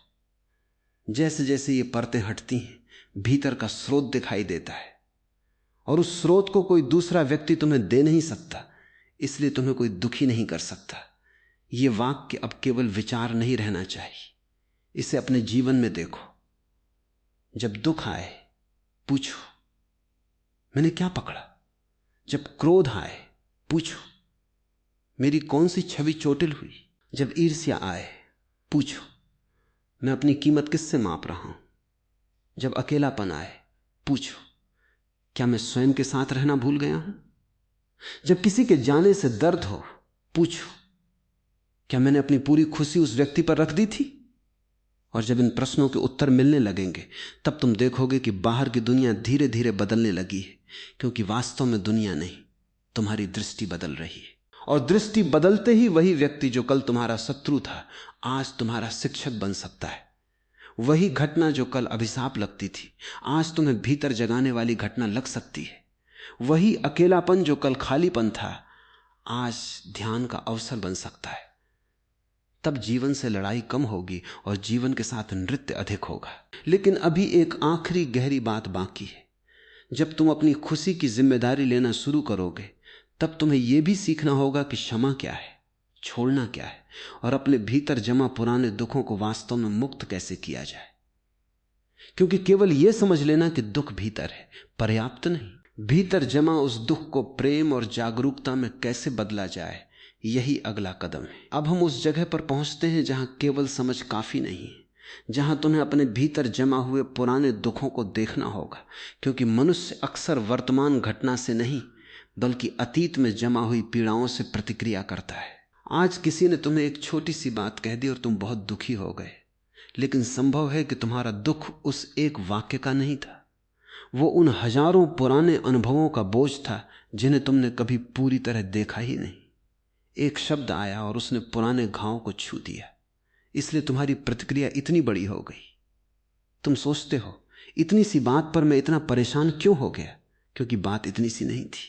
बात के पीछे बहुत कुछ जमा था। बचपन में किसी ने तुम्हें कहा होगा कि तुम किसी काम के नहीं हो, स्कूल में किसी ने तुम्हारा मजाक उड़ाया होगा, किसी संबंध में तुम्हें अस्वीकार किया गया होगा, किसी ने तुम्हारा भरोसा तोड़ा होगा, तुमने किसी को खोया होगा, तुमने कोई सपना देखा होगा और वो टूट गया होगा। इन सब घटनाओं ने तुम्हारे भीतर छोटी छोटी गांठें बना दी और तुम आगे बढ़ते गए। तुमने कहा समय सब ठीक कर देगा, लेकिन समय हमेशा कुछ ठीक नहीं करता। समय केवल आगे बढ़ता है। जो घाव जागरूकता से नहीं देखा गया, वो समय के साथ केवल पुराना होता है, समाप्त नहीं। इसलिए कभी कभी बूढ़ा मनुष्य भी बचपन की चोट लेकर जीता है। शरीर बूढ़ा हो जाता है, लेकिन भीतर का बच्चा उसी जगह खड़ा रहता है और कहता है मुझे क्यों नहीं स्वीकार किया गया। इसलिए यदि तुम सच में स्वतंत्र होना चाहते हो, तो अपने अतीत से युद्ध मत करो, उसे देखो, उसके पास बैठो, अपने भीतर उन स्मृतियों को आने दो जिन्हें तुमने वर्षों से दबाकर रखा है, लेकिन उन्हें दोहराने के लिए नहीं, उनसे मुक्त होने के लिए। ध्यान रखना, अतीत को बार बार याद करना और अतीत को जागरूकता से देखना दो अलग चीजें हैं। पहली चीज तुम्हें फिर से उसी दर्द में ले जाती है, दूसरी चीज तुम्हें उस दर्द से बाहर खड़ा कर देती है।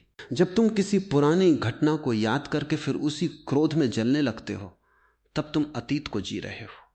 लेकिन जब तुम उस घटना को देखते हो और कहते हो हां ये हुआ था, और इस घटना ने मेरे भीतर ये भय पैदा किया, ये अपेक्षा पैदा की, ये असुरक्षा पैदा की, तब तुम घटना को समझ रहे हो।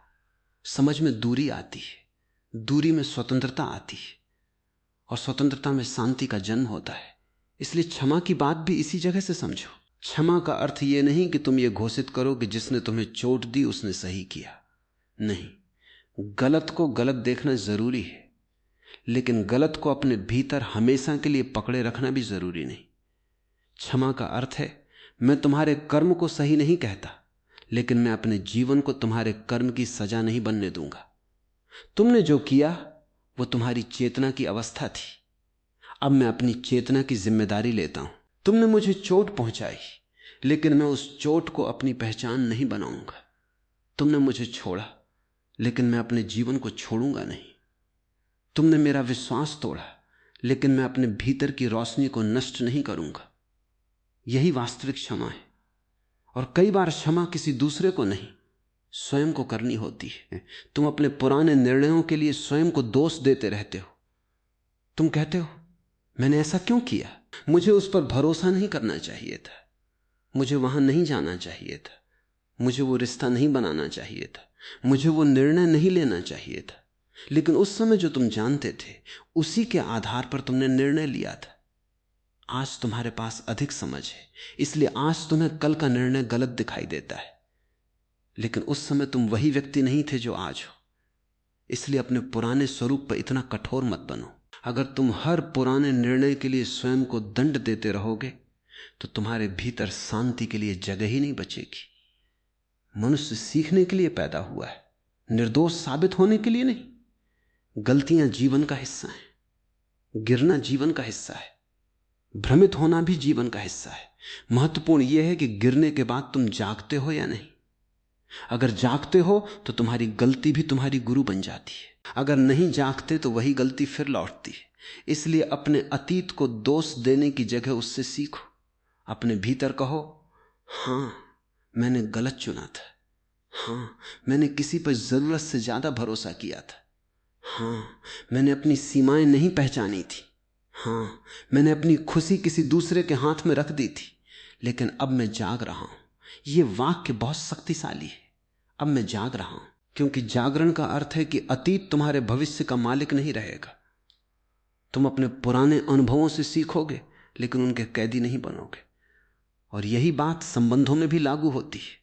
जब कोई तुम्हें दुख देता है तो तुरंत यह मत तय करो कि पूरी दुनिया खराब है।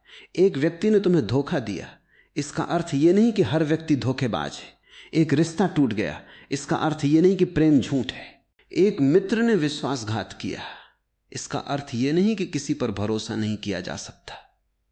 मन पुराने अनुभव को भविष्य पर थोप देता है। यही मन की आदत है। वो कहता है, एक बार ऐसा हुआ इसलिए फिर ऐसा होगा। लेकिन जीवन गणित नहीं है। हर व्यक्ति नया है, हर क्षण नया है, हर संबंध नया है। यदि तुम अतीत की आंखों से भविष्य को देखोगे तो भविष्य को देखने की क्षमता खो दोगे। तुम सामने खड़े नए व्यक्ति को पुराने व्यक्ति की छाया में देखोगे। वो कुछ नहीं करेगा, फिर भी तुम्हें डर लगेगा। वो प्रेम करेगा, फिर भी तुम सोचोगे कि एक दिन छोड़ देगा। वो तुम्हारे करीब आएगा, तुम पीछे हटोगे। क्यों?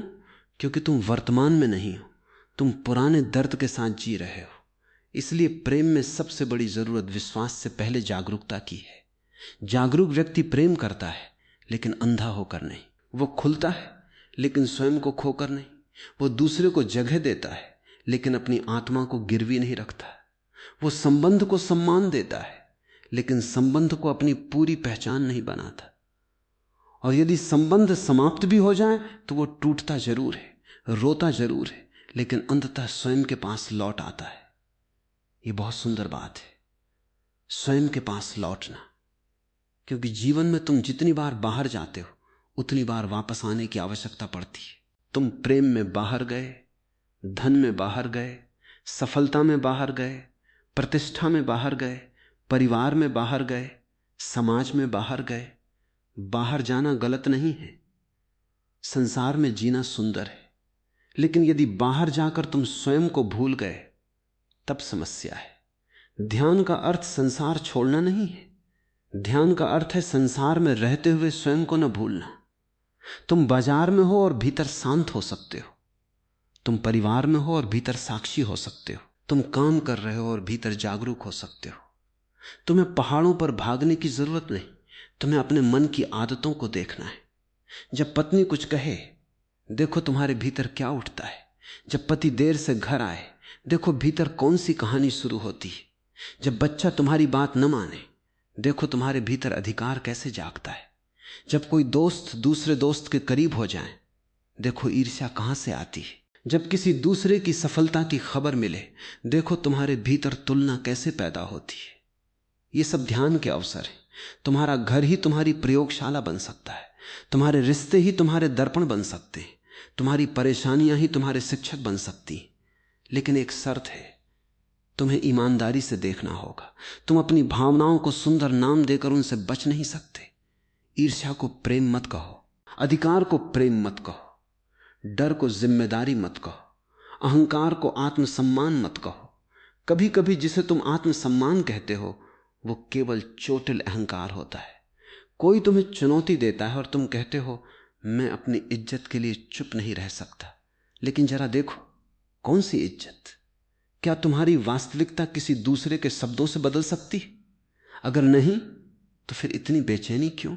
कभी कभी चुप रहना कमजोरी नहीं, बल्कि यह समझ है कि हर युद्ध लड़ना आवश्यक नहीं। तुम हर तीर को अपने ऊपर लेने लगोगे तो जीवन भर घायल रहोगे। कुछ बातें हवा की तरह जाने दो। हर आलोचना का उत्तर मत दो, हर आरोप का स्पष्टीकरण मत दो, हर गलतफहमी को ठीक करना आवश्यक नहीं। कुछ लोग तुम्हें गलत समझेंगे, उन्हें समझने दो। तुम अपने बारे में सत्य जानते हो तो हर व्यक्ति को प्रमाण देने की जरूरत नहीं। यह बहुत बड़ी मुक्ति है। जब तुम हर किसी को अपने बारे में समझाने की कोशिश बंद कर देते हो, तब तुम्हारे भीतर बहुत ऊर्जा बचती है। वही ऊर्जा ध्यान बन सकती है, वही ऊर्जा सृजन बन सकती है, वही ऊर्जा प्रेम बन सकती है। तुम अब तक अपनी ऊर्जा दूसरों की राय को संभालने में खर्च करते रहे हो। किसी ने क्या सोचा, किसी ने क्या कहा, किसी ने तुम्हारे बारे में क्या लिखा, किसने तुम्हें पसंद किया, किसने नहीं किया। तुम्हारा पूरा जीवन दूसरों की आंखों में अपने चेहरे को ठीक करने में निकल रहा है और तुम अपने भीतर का चेहरा भूल गए। एक दिन बैठकर स्वयं से पूछो, अगर दुनिया में कोई मुझे देख ही नहीं रहा होता तो मैं कौन होता? अगर कोई मेरी प्रशंसा न करता तो क्या मैं वही काम करता? अगर कोई मुझे पुरस्कार न देता तो क्या मैं वही रास्ता चुनता? अगर कोई मेरे बारे में कुछ न जानता तो मैं अपने जीवन को कैसे जीता? ये प्रश्न तुम्हें तुम्हारे वास्तविक जीवन के करीब ले जाएंगे, क्योंकि बहुत कुछ तुम इसलिए कर रहे हो क्योंकि कोई देख रहा है। तुम कपड़े केवल शरीर को ढकने के लिए नहीं पहनते, बल्कि दूसरों की नजर के लिए भी पहनते हो। तुम काम केवल काम के लिए नहीं करते, बल्कि पहचान के लिए करते हो। तुम कई बार प्रेम भी इसलिए करते हो कि तुम्हें प्रेम मिले। तुम दान भी कभी कभी इसलिए करते हो कि लोग तुम्हें अच्छा समझें। तुम आध्यात्मिकता भी कभी कभी इसलिए दिखाते हो कि लोग तुम्हें शांत और ज्ञानी समझें। देखो, अहंकार कितने रूप बदल सकता है। वो साधु बन सकता है, वो विद्वान बन सकता है, वो धार्मिक बन सकता है, वो दानी बन सकता है। लेकिन अगर भीतर दूसरे की नजर का इंतजार है तो अहंकार अभी भी मौजूद है। इसलिए सच्ची स्वतंत्रता का अर्थ है मैं जो हूं वही हूं। मुझे हर क्षण प्रमाणित करने की जरूरत नहीं। कोई मुझे समझे या न समझे, मैं अपने भीतर स्वयं को देख सकता हूं। कोई मुझे स्वीकार करे या न करे, मैं अपने अस्तित्व को स्वीकार कर सकता हूं। और जब ये आत्म स्वीकृति आती है तब एक अजीब घटना होती है। तुम्हारी दूसरों को स्वीकार करने की क्षमता भी बढ़ जाती है। जो स्वयं से लड़ता है वो दूसरों से भी लड़ता है। जो स्वयं को समझता है वो दूसरों की कमजोरियों को भी अधिक समझ सकता है। तब तुम देख सकते हो कि जो व्यक्ति तुम्हें चोट पहुंचा रहा है वो स्वयं भी किसी न किसी दुख में फंसा हुआ है। इसका अर्थ यह नहीं कि तुम उसके गलत व्यवहार को स्वीकार करो, लेकिन तुम उसके भीतर की अंधता को देख सकते हो। कोई व्यक्ति प्रेम से भरा हुआ होता तो वो जानबूझकर चोट क्यों पहुंचाता? जो भीतर शांत है उसे दूसरे को तोड़ने में आनंद क्यों आएगा? इसलिए जब कोई तुम्हें चोट पहुंचाता है तो एक क्षण के लिए यह भी देखो, शायद वो स्वयं घायल है, शायद उसके भीतर इतनी पीड़ा है कि वो वही पीड़ा दूसरों पर फेंक रहा है। एक दुखी व्यक्ति अक्सर दूसरों को दुख देता है। इसका अर्थ यह नहीं कि तुम उसके व्यवहार को सहो, इसका अर्थ केवल इतना है कि तुम उसके जहर को अपने भीतर और जहर से जवाब मत दो। यदि कोई तुम्हें क्रोध देता है और तुम भी क्रोध से जवाब देते हो तो अब दो दुखी लोग हैं। यदि तुम जागरूक रहते हो तो श्रृंखला वहीं समाप्त हो सकती है। किसी ने तुम्हें चोट पहुंचाई, तुमने उसे समझा, सीमा तय की, लेकिन भीतर विष नहीं रखा। यही करुणा है। करुणा कमजोरी नहीं है। करुणा का अर्थ है मैं तुम्हारी अंधता को देखता हूं, लेकिन तुम्हारी अंधता को अपनी अंधता नहीं बनने दूंगा। तुम क्रोध में हो सकते हो, मैं क्रोध में होना जरूरी नहीं समझता। तुम घृणा कर सकते हो, मैं घृणा करना आवश्यक नहीं समझता। तुम मुझे गलत समझ सकते हो, मैं तुम्हें गलत समझना आवश्यक नहीं समझता। यही स्वतंत्रता है। और धीरे धीरे तुम्हारे भीतर क्षमा जन्म लेती है। क्षमा कोई आदेश नहीं है, ये समझ का फूल है। जब तुम समझते हो कि सामने वाला भी अपनी सीमाओं, अपने भय, अपनी अज्ञानता और अपनी कंडीशनिंग से काम कर रहा था, तब भीतर की कठोरता पिघलने लगती है। लेकिन सबसे गहरी क्षमा तब आती है जब तुम स्वयं को देखते हो और कहते हो, मैंने भी अपने जीवन में कई बार अज्ञानता से काम किया है, मैंने भी दूसरों को दुख दिया होगा, मैंने भी कभी किसी की बात नहीं समझी होगी, मैंने भी कभी अहंकार में कुछ कहा होगा। अगर मैं अपनी गलतियों के बावजूद स्वयं को समझने का अवसर दे सकता हूं, तो शायद दूसरे को भी मनुष्य की तरह देख सकता हूं। तब तुम्हारे भीतर करुणा आती है, और करुणा में बहुत शक्ति है। करुणा तुम्हें कमजोर नहीं बनाती, वो तुम्हें भीतर से विशाल बनाती है। फिर छोटी छोटी बातें तुम्हें पहले जैसी नहीं हिलाती। कोई तुम्हारे बारे में कुछ कह देता है, तुम मुस्कुरा सकते हो। कोई योजना तुम्हारे अनुसार नहीं चलती, तुम नया रास्ता खोज सकते हो। कोई व्यक्ति तुम्हारे साथ नहीं रहता, तुम दुख को महसूस करके भी आगे बढ़ सकते हो। कोई सपना टूट जाता है, तुम उसके टुकड़ों से नया सपना नहीं बल्कि नई समझ पैदा कर सकते हो। और यही जीवन की सुंदरता है। हर टूटन के भीतर एक संभावना छिपी होती है, हर अंत में एक आरंभ छिपा होता है, हर दुख के भीतर एक प्रश्न छिपा होता है, और हर प्रश्न तुम्हें भीतर ले जा सकता है। अब तुम्हें धीरे धीरे यह समझ आने लगी होगी कि कोई दूसरा तुम्हें दुखी नहीं कर सकता। दूसरा केवल तुम्हारे भीतर पहले से मौजूद किसी चीज को छू सकता है। वास्तविक स्वतंत्रता तब आएगी जब तुम उस चीज को समझ लोगे। जब तुम्हें किसी की प्रशंसा की जरूरत नहीं होगी, तब प्रशंसा सुंदर लगेगी लेकिन आवश्यक नहीं। जब तुम्हें किसी की उपस्थिति पर निर्भरता नहीं होगी, तब किसी के साथ होना प्रेम होगा, आवश्यकता नहीं। जब तुम्हें अकेले होने से डर नहीं लगेगा, तब तुम्हारा साथ किसी दूसरे के लिए भी बोझ नहीं रहेगा। क्योंकि जो व्यक्ति अकेले में सहज है, वही वास्तव में प्रेम कर सकता है।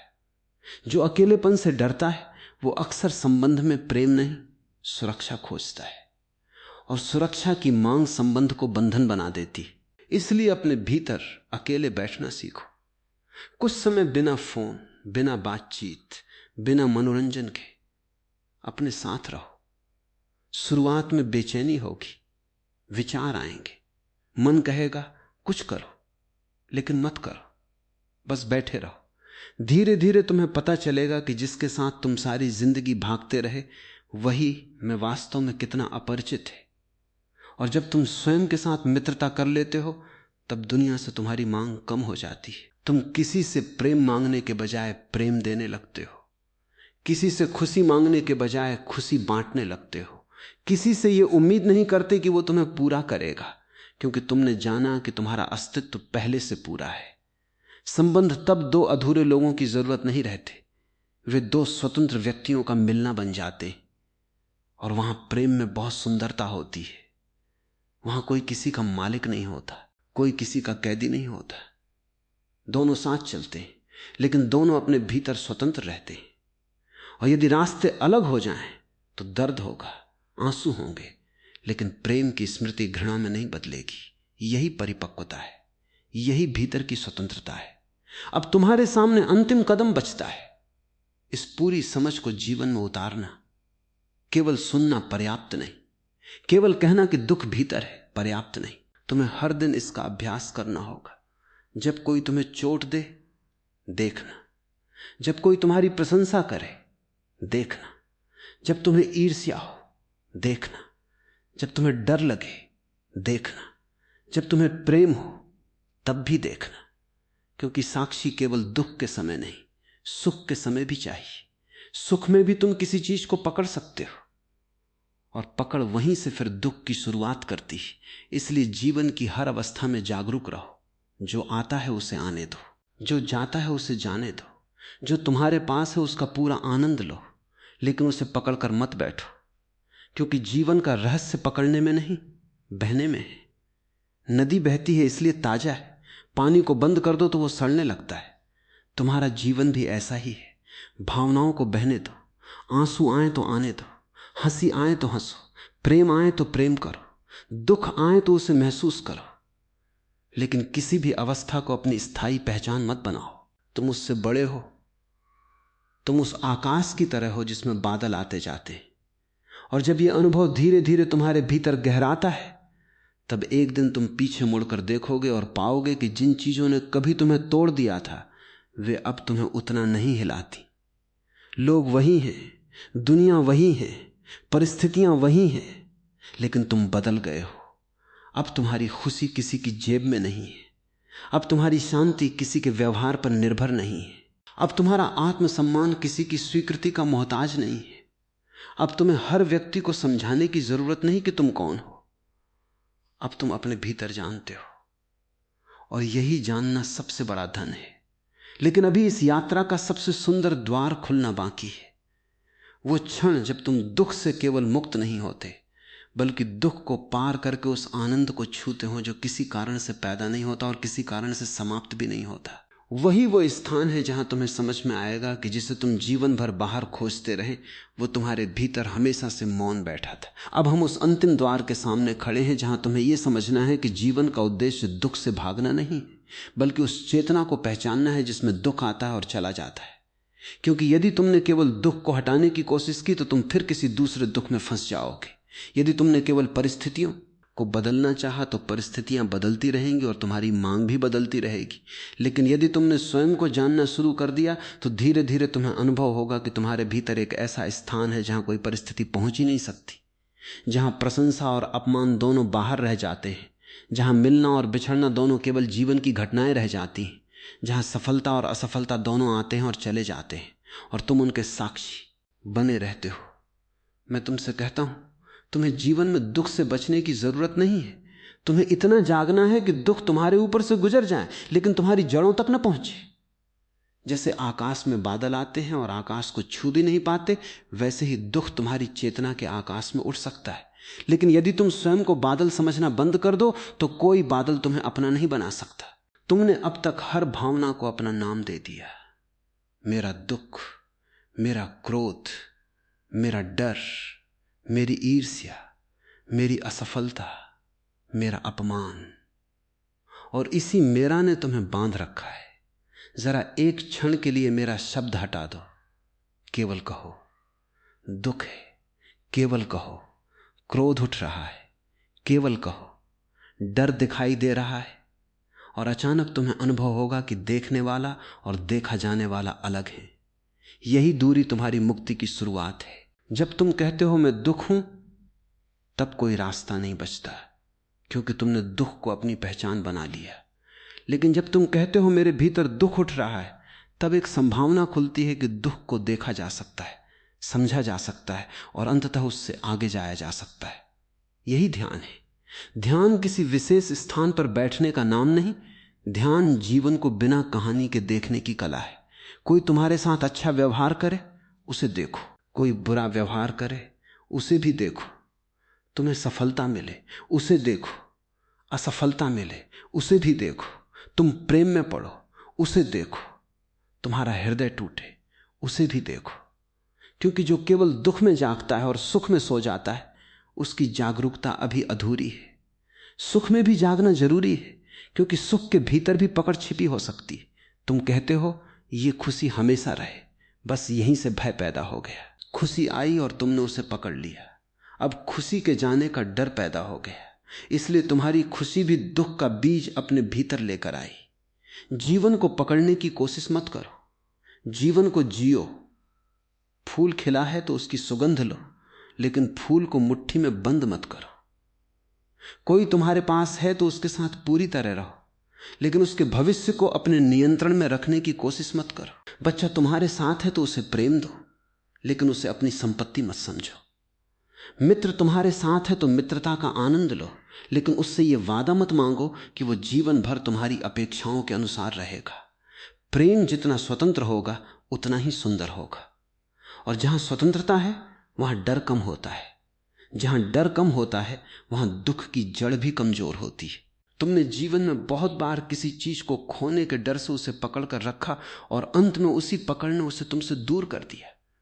ये संबंधों में भी होता है, विचारों में भी, धन में भी, प्रतिष्ठा में भी। तुम कहते हो मुझे ये नहीं खोना है, और तुम्हारा पूरा मन उसी खोने के भय में जीने लगता है। मैं कहता हूं जो चीज तुम्हारे पास है उसका सम्मान करो, लेकिन ये मत भूलो कि वो तुम्हारे पास है, तुम्हारी नहीं।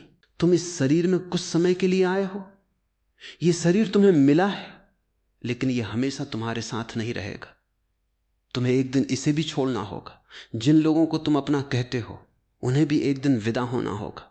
धन, घर, पद, नाम, प्रतिष्ठा सब बदल जाएगा। यदि तुमने अपनी पूरी पहचान इन्हीं चीजों से बना ली तो हर परिवर्तन तुम्हें मृत्यु जैसा लगेगा। लेकिन यदि तुमने अपने भीतर उस साक्षी को पहचान लिया जो इन सब परिवर्तनों को देखता है, तब परिवर्तन जीवन का स्वाभाविक हिस्सा बन जाएगा।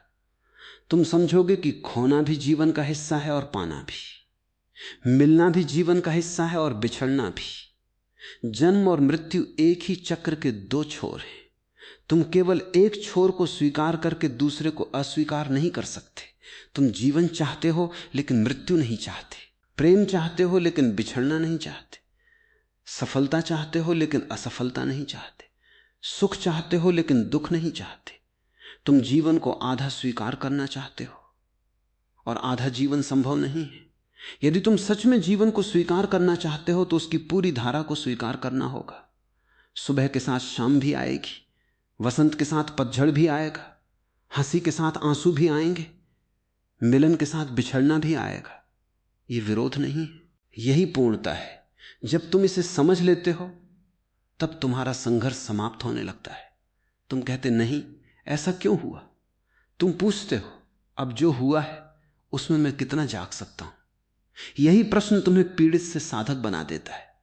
पीड़ित हमेशा पूछता है मेरे साथ ऐसा क्यों हुआ, साधक पूछता है इस अनुभव से मैं क्या देख सकता हूं। दोनों के बीच पूरा आकाश जितना अंतर है। पीड़ित अपनी शक्ति बाहर रखता है, साधक अपनी शक्ति भीतर वापस लाता है। पीड़ित कहता है उसने मुझे दुखी किया, साधक कहता है उसकी क्रिया उसकी थी, अब मेरी प्रतिक्रिया मेरी जिम्मेदारी है। पीड़ित बदला चाहता है, साधक समझ चाहता है। पीड़ित चाहता है कि दूसरा बदल जाए, साधक स्वयं को देखने लगता है। और जैसे जैसे तुम भीतर देखते हो तुम्हें पता चलता है कि तुम्हारी बहुत सारी इच्छाएं वास्तव में तुम्हारी अपनी नहीं थी। समाज ने तुम्हें बताया कि सफल होने का अर्थ क्या है, परिवार ने बताया कि सम्मान क्या है, दूसरों ने बताया कि सुंदरता क्या है, बाजार ने बताया कि खुशी किस वस्तु में। लोग बताते रहे कि तुम्हें किस तरह जीना चाहिए, और तुमने धीरे धीरे उनकी आवाजों को अपनी आवाज समझ लिया। फिर तुम दुखी हुए क्योंकि तुम उस जीवन को जी नहीं पाए जो दूसरों ने तुम्हारे लिए तय किया था। अब एक बार फिर भीतर लौटो और पूछो मैं वास्तव में क्या चाहता हूं, मुझे किस चीज में जीवंतता महसूस होती है, कौन सी चीज मुझे भीतर से शांत करती है, किस क्षण मैं किसी की नजर के बिना भी आनंदित रहता हूं। यह प्रश्न तुम्हें अपने वास्तविक जीवन की ओर ले जाएगा। हो सकता है तुम्हें पता चले कि तुम्हारी आधी इच्छाएं केवल दूसरों को प्रभावित करने के लिए थी। हो सकता है तुम्हें पता चले कि तुम जिस दौड़ में दौड़ रहे थे वो तुम्हारी दौड़ थी ही नहीं। हो सकता है तुम्हें पता चले कि तुम खुश होने के लिए नहीं बल्कि दूसरों से बेहतर दिखने के लिए जी रहे थे। और यदि ये दिखाई दे जाए तो बहुत बड़ा बोझ उतर जाता है, क्योंकि तुलना समाप्त होते ही भीतर एक शांति आती है। तुम किसी से आगे निकलने के लिए नहीं जीते, तुम स्वयं को जीने के लिए जीते हो। तुम किसी को हराने के लिए नहीं उठते, तुम अपने भीतर की संभावना को प्रकट करने के लिए उठते हो। तब सफलता भी अलग हो जाती है। सफलता अब दूसरों से ऊपर जाने का नाम नहीं रहती। सफलता का अर्थ होता है आज मैं कल से थोड़ा अधिक जागरूक हूं, थोड़ा अधिक प्रेमपूर्ण हूं, थोड़ा अधिक स्वतंत्र हूं, थोड़ा अधिक सच्चा हूं। और यही वास्तविक विकास है। बाहर की उपलब्धियां आती जाती रहेंगी, लेकिन भीतर की समझ यदि गहरी होती गई तो कोई भी घटना तुम्हें पूरी तरह नष्ट नहीं कर सकती, क्योंकि अब तुम्हारा केंद्र बाहर नहीं है। अब तुम जानते हो कि तुम किसी भूमिका से बड़े हो। तुम्हारी नौकरी चली जाए तो तुम नौकरी नहीं थे, संबंध टूट जाए तो तुम संबंध नहीं थे, धन चला जाए तो तुम धन नहीं थे, किसी ने अपमान किया तो तुम उसकी राय नहीं थे, किसी ने प्रशंसा की तो तुम उसकी प्रशंसा भी नहीं थे। तुम वो हो जो इन सबको देख रहा है। इस पहचान को जितना गहरा करोगे उतना ही दुख की पकड़ कमजोर होती जाएगी, और फिर एक दिन तुम्हें यह बात बौद्धिक रूप से नहीं, अनुभव से समझ आएगी कि वास्तव में कोई दूसरा तुम्हें दुखी नहीं कर सकता। दूसरा केवल घटना ला सकता है। दुख को पकड़ना या छोड़ना तुम्हारी चेतना की अवस्था पर निर्भर करता है। यह मत समझना कि इसका अर्थ तुम कभी रोओगे नहीं। जागरूक व्यक्ति भी रोता है। फर्क केवल इतना है कि उसके आंसू उसे डुबोते नहीं। वो रोता है और फिर आंसू बह जाते हैं। वो दुखी होता है और दुख गुजर जाता है। वो किसी भावना को पकड़कर अपनी पहचान नहीं बनाता। यदि किसी प्रिय व्यक्ति की मृत्यु हो जाए तो आंखों में आंसू आएंगे, हृदय में दर्द होगा, लेकिन उस दर्द के साथ भी एक गहरी स्वीकृति संभव है। जीवन ने जो दिया था जीवन ने वापस ले लिया। प्रेम था इसलिए दर्द है। दर्द को भी सम्मान दो, उसे दबाओ मत, लेकिन दर्द को अपने अस्तित्व की अंतिम सच्चाई मत समझो। उसके भीतर भी जीवन बह रहा है। कुछ समय बाद उसी हृदय में फिर मुस्कान आ सकती है। इसका अर्थ यह नहीं कि तुम्हारा प्रेम झूठा था। इसका अर्थ है कि जीवन बहता है, जीवन रुकता नहीं, और तुम्हें भी बहना है। यही कारण है कि मैं कहता हूं, अपने दुख को नदी बनाओ, दीवार मत बनाओ। दुख को बहने दो, आंसुओं को बहने दो, स्मृतियों को आने दो और जाने दो, लेकिन उन्हें अपने भीतर स्थायी घर मत दो। तुम्हारे भीतर एक खाली आकाश है जो हर अनुभव को जगह दे सकता है।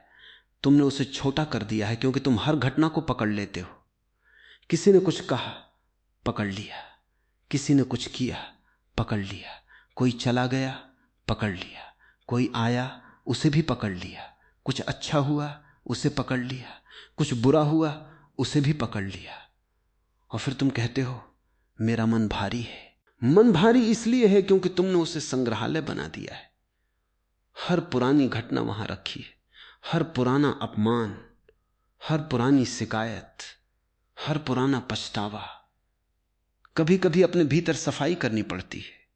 जैसे घर में वर्षों से जमा चीजें बाहर निकालते हों, वैसे ही मन में भी सफाई चाहिए। लेकिन मानसिक सफाई किसी चीज को जबरदस्ती भूलना नहीं है, भूलना संभव भी नहीं। मानसिक सफाई का अर्थ है घटना को स्मृति रहने देना, पहचान नहीं। याद रह सकती है लेकिन उसमें जहर न रहे। तुम याद कर सकते हो कि किसी ने तुम्हें चोट पहुंचाई थी, लेकिन आज उसे याद करके वही आग पैदा ना हो। यही उपचार है। तुम अतीत को मिटाते नहीं, उसके साथ अपना संबंध बदलते हो।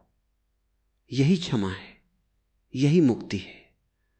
और इस मुक्ति के बाद एक नया आनंद पैदा होता है, कारणहीन आनंद। ऐसा आनंद जिसे कोई तुम्हें देता नहीं और कोई तुमसे छीन नहीं सकता। तुम अकेले बैठे हो और अचानक भीतर शांति है। बाहर कुछ विशेष नहीं हुआ, लेकिन भीतर जैसे कोई झरना बह रहा है। तुम पेड़ को देखते हो और सुंदरता महसूस करते हो। सुबह की हवा चेहरे को छूती है और तुम धन्यवाद से भर जाते हो। कोई विशेष उपलब्धि नहीं, फिर भी जीवन सुंदर लगता है। यही वो आनंद है जिसे तुम बाहर की चीजों से पैदा करने की कोशिश करते रहे। बाहर की चीजें आनंद को थोड़ी देर छू सकती हैं, लेकिन स्रोत भीतर है। इसलिए जब स्रोत से जुड़ जाते हो तब वस्तुएं आनंद का कारण नहीं रहती, वे आनंद की अभिव्यक्ति बन जाती हैं। तुम खाना खाते हो तो स्वाद आता है, लेकिन खाना खुशी की शर्त नहीं रहता। तुम प्रेम करते हो तो सुंदरता आती है, लेकिन प्रेम तुम्हारे अस्तित्व की मजबूरी नहीं रहता। तुम काम करते हो तो सृजन होता है, लेकिन काम तुम्हारी पहचान नहीं रहता। तुम संसार में रहते हो, लेकिन संसार तुम्हारे भीतर नहीं रहता। यही सन्यास का एक गहरा अर्थ है।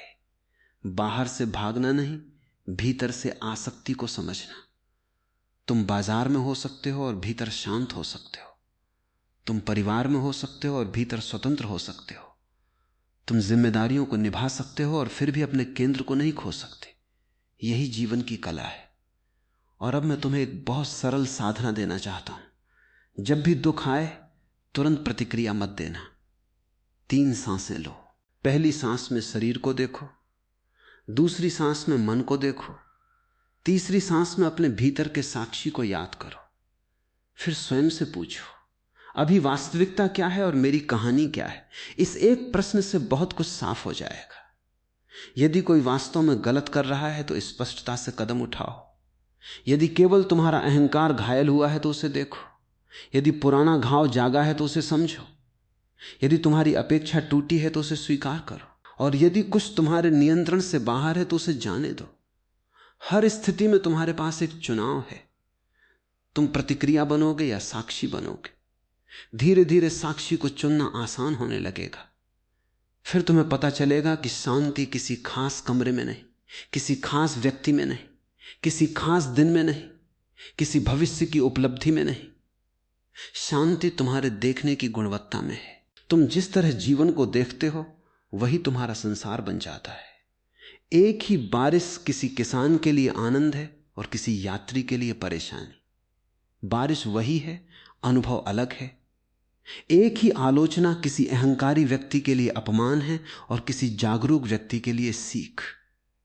घटना वही है, प्रतिक्रिया अलग है। इसलिए दुनिया को पूरी तरह बदलने की कोशिश छोड़ो, अपनी दृष्टि को बदलो। फिर तुम देखोगे कि धीरे धीरे वही दुनिया जो तुम्हें शत्रु लगती थी तुम्हारी गुरु बन गई। हर व्यक्ति तुम्हें कुछ सिखाने लगा, हर घटना तुम्हें अपने भीतर लौटाने लगी, हर दुख तुम्हें पूछने लगा। तुम अभी भी बाहर खोज रहे हो और हर सुख तुम्हें याद दिलाने लगा। इसे पकड़ना मत। तब जीवन एक स्कूल बन जाता है और तुम विद्यार्थी। तुम शिकायत करना कम कर देते हो और सीखना शुरू कर देते हो।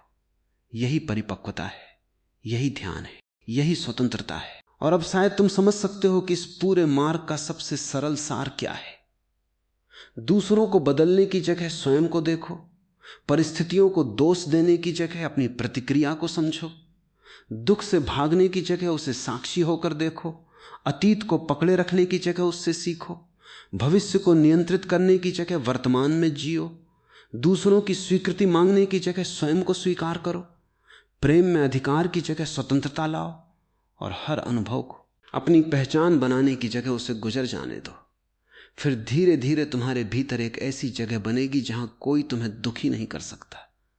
लोग आएंगे जाएंगे, कुछ तुम्हारी प्रशंसा करेंगे, कुछ आलोचना करेंगे, कुछ तुम्हारे साथ रहेंगे, कुछ छोड़ जाएंगे, कुछ तुम्हें समझेंगे, कुछ गलत समझेंगे।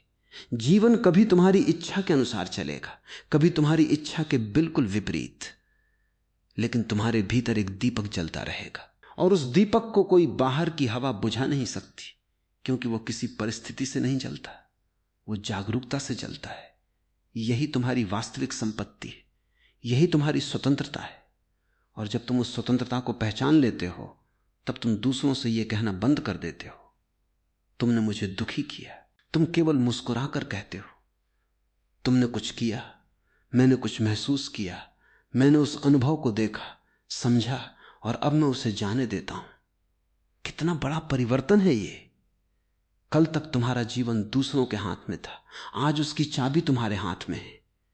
कल तक कोई तुम्हें गुस्सा दिलाता था, आज तुम गुस्से को आते हुए देखते हो। कल तक कोई तुम्हें छोड़ता था और तुम स्वयं को भी छोड़ देते थे, आज कोई जाता है तो तुम दर्द के साथ भी अपने पास बने रहते हो।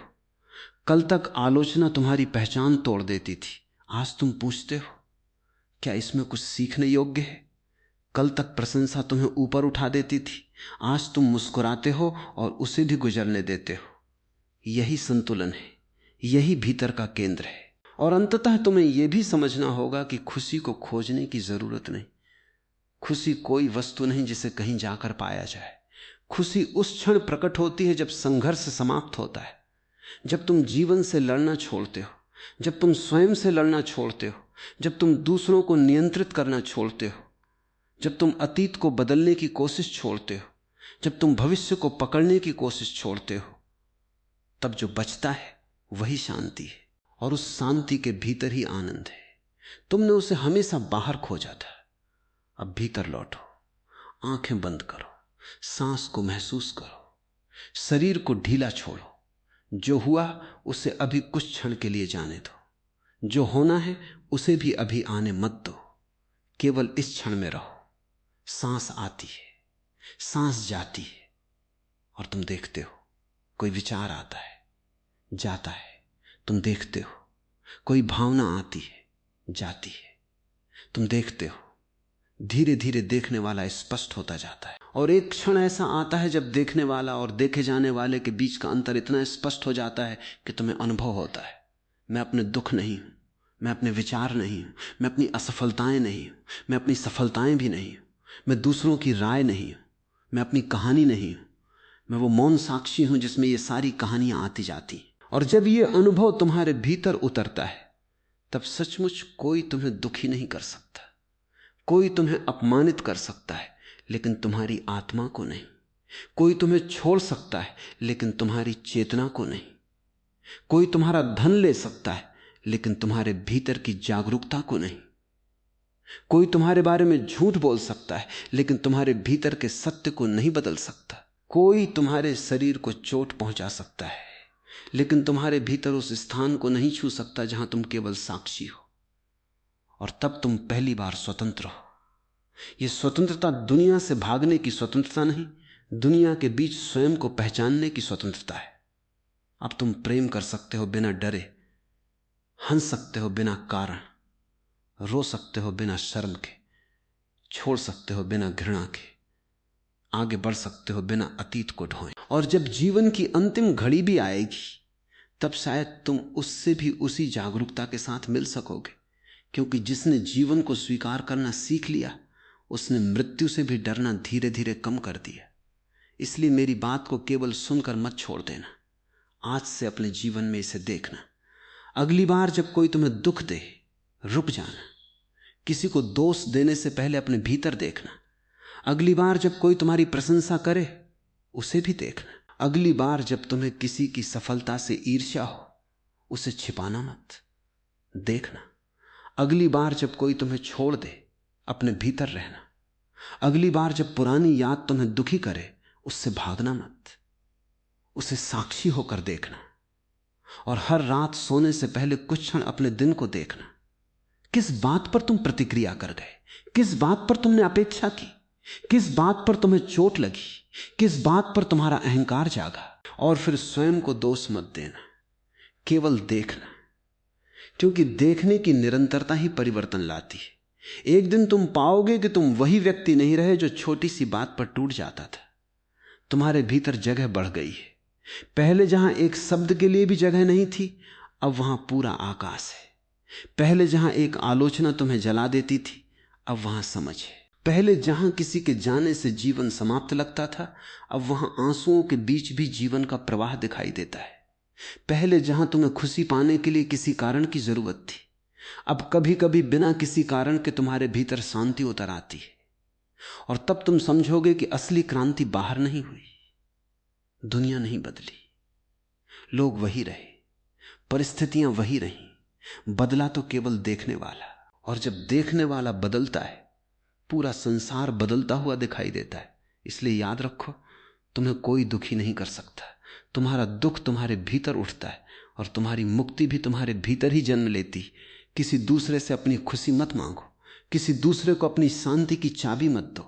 अपने भीतर लौटो, अपने दुख को देखो, अपने भय को समझो, अपनी पकड़ को ढीला करो, अपने वर्तमान को विदा करो, अपने वर्तमान को पूरी तरह जियो। प्रेम करो लेकिन बांधो मत, स्वीकार करो लेकिन स्वयं को खो मत, छोड़ो लेकिन घृणा मत करो, रो लेकिन अपने आंसुओं को अपनी पहचान मत बनाओ, हंसो लेकिन खुशी को पकड़ो मत। और सबसे महत्वपूर्ण, अपने भीतर के उस मौन साक्षी को मत भूलो। वही तुम्हारा घर है, वही तुम्हारी शांति है, वही तुम्हारी स्वतंत्रता है।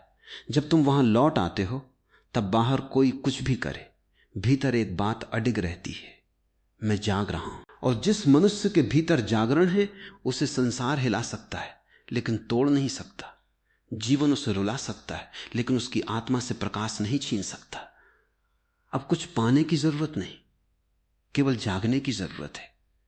कुछ बनने की जरूरत नहीं, केवल यह देखने की जरूरत है कि तुम वास्तव में कौन हो। और जब यह देखना पूर्ण हो जाता है तब शिकायत समाप्त हो जाती, संघर्ष समाप्त हो जाता है, दूसरों को दोष देने की जरूरत समाप्त हो जाती है। तब जीवन जैसा है वैसा ही सुंदर हो जाता है। तब सुख आए तो धन्यवाद, दुख आए तो धन्यवाद, मिलन आए तो धन्यवाद, बिछड़ना आए तो धन्यवाद, क्योंकि अब तुम हर अनुभव को जीवन के संदेश की तरह देख सकते हो। और अंत में शायद तुम्हारे भीतर से स्वयं एक आवाज उठे, मैं दुख नहीं हूं, मैं दुख का साक्षी हूं, मैं अपनी कहानी नहीं हूं, मैं वो मौन हूं जिसमें कहानी घटती है। मुझे कोई बाहर से पूरा नहीं कर सकता, क्योंकि मेरे भीतर जीवन स्वयं पूर्ण है। बस इस सत्य को अपने भीतर लेकर जीना, फिर किसी से युद्ध मत करना, किसी को हराने की जरूरत मत समझना, स्वयं को साबित करने की जरूरत मत समझना। शांत रहो, जागरूक रहो, प्रेमपूर्ण रहो, जीवन को आने दो, जाने दो।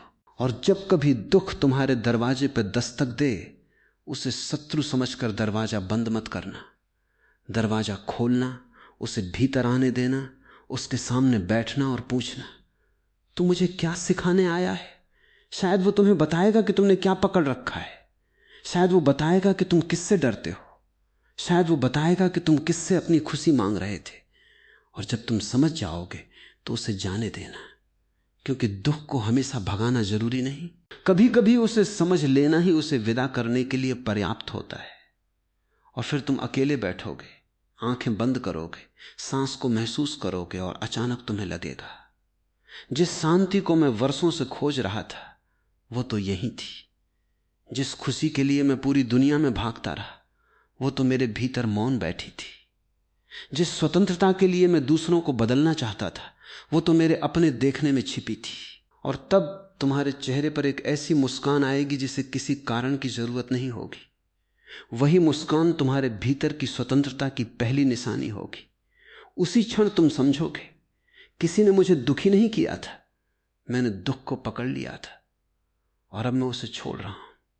किसी ने मेरी शांति नहीं छीनी थी, मैंने अपनी शांति बाहर रख दी थी और अब मैं उसे वापस अपने भीतर ला रहा हूं। किसी ने मेरी खुशी मुझसे नहीं ली थी, मैं उसे दूसरों की स्वीकृति में खोज रहा था और अब मैं अपने भीतर लौट रहा हूं। यही लौटना पूरी यात्रा है, यही ध्यान है, यही जागरण है, और शायद यही जीवन का सबसे सुंदर रहस्य है। तुम जिसे बाहर खोजते रहे वो कभी बाहर था ही नहीं। तुम स्वयं ही वो द्वार थे, स्वयं ही वो यात्रा थे और स्वयं ही वो मंजिल भी। इसलिए अब लौटो, अपने भीतर लौटो, शांत हो जाओ, सांस को देखो, जीवन को महसूस करो और जो कुछ है उसे होने दो। क्योंकि जब तुम जीवन से लड़ना छोड़ देते हो तब जीवन पहली बार तुम्हारे साथ नृत्य करना शुरू करता है। और जब तुम स्वयं से लड़ना छोड़ देते हो तब तुम्हें पहली बार अपने भीतर वो घर दिखाई देता है जहां कोई दुख स्थायी नहीं है, कोई भय अंतिम नहीं है, कोई बिछड़ना पूर्ण नहीं है और कोई बाहरी शक्ति तुम्हारी चेतना के प्रकाश को छीन नहीं सकती। वहीं ठहरो, उसी मौन में, उसी साक्षी में, उसी स्वतंत्रता में, क्योंकि अंततः तुम्हें कहीं जाना नहीं है, तुम्हें केवल अपने पास वापस आना है।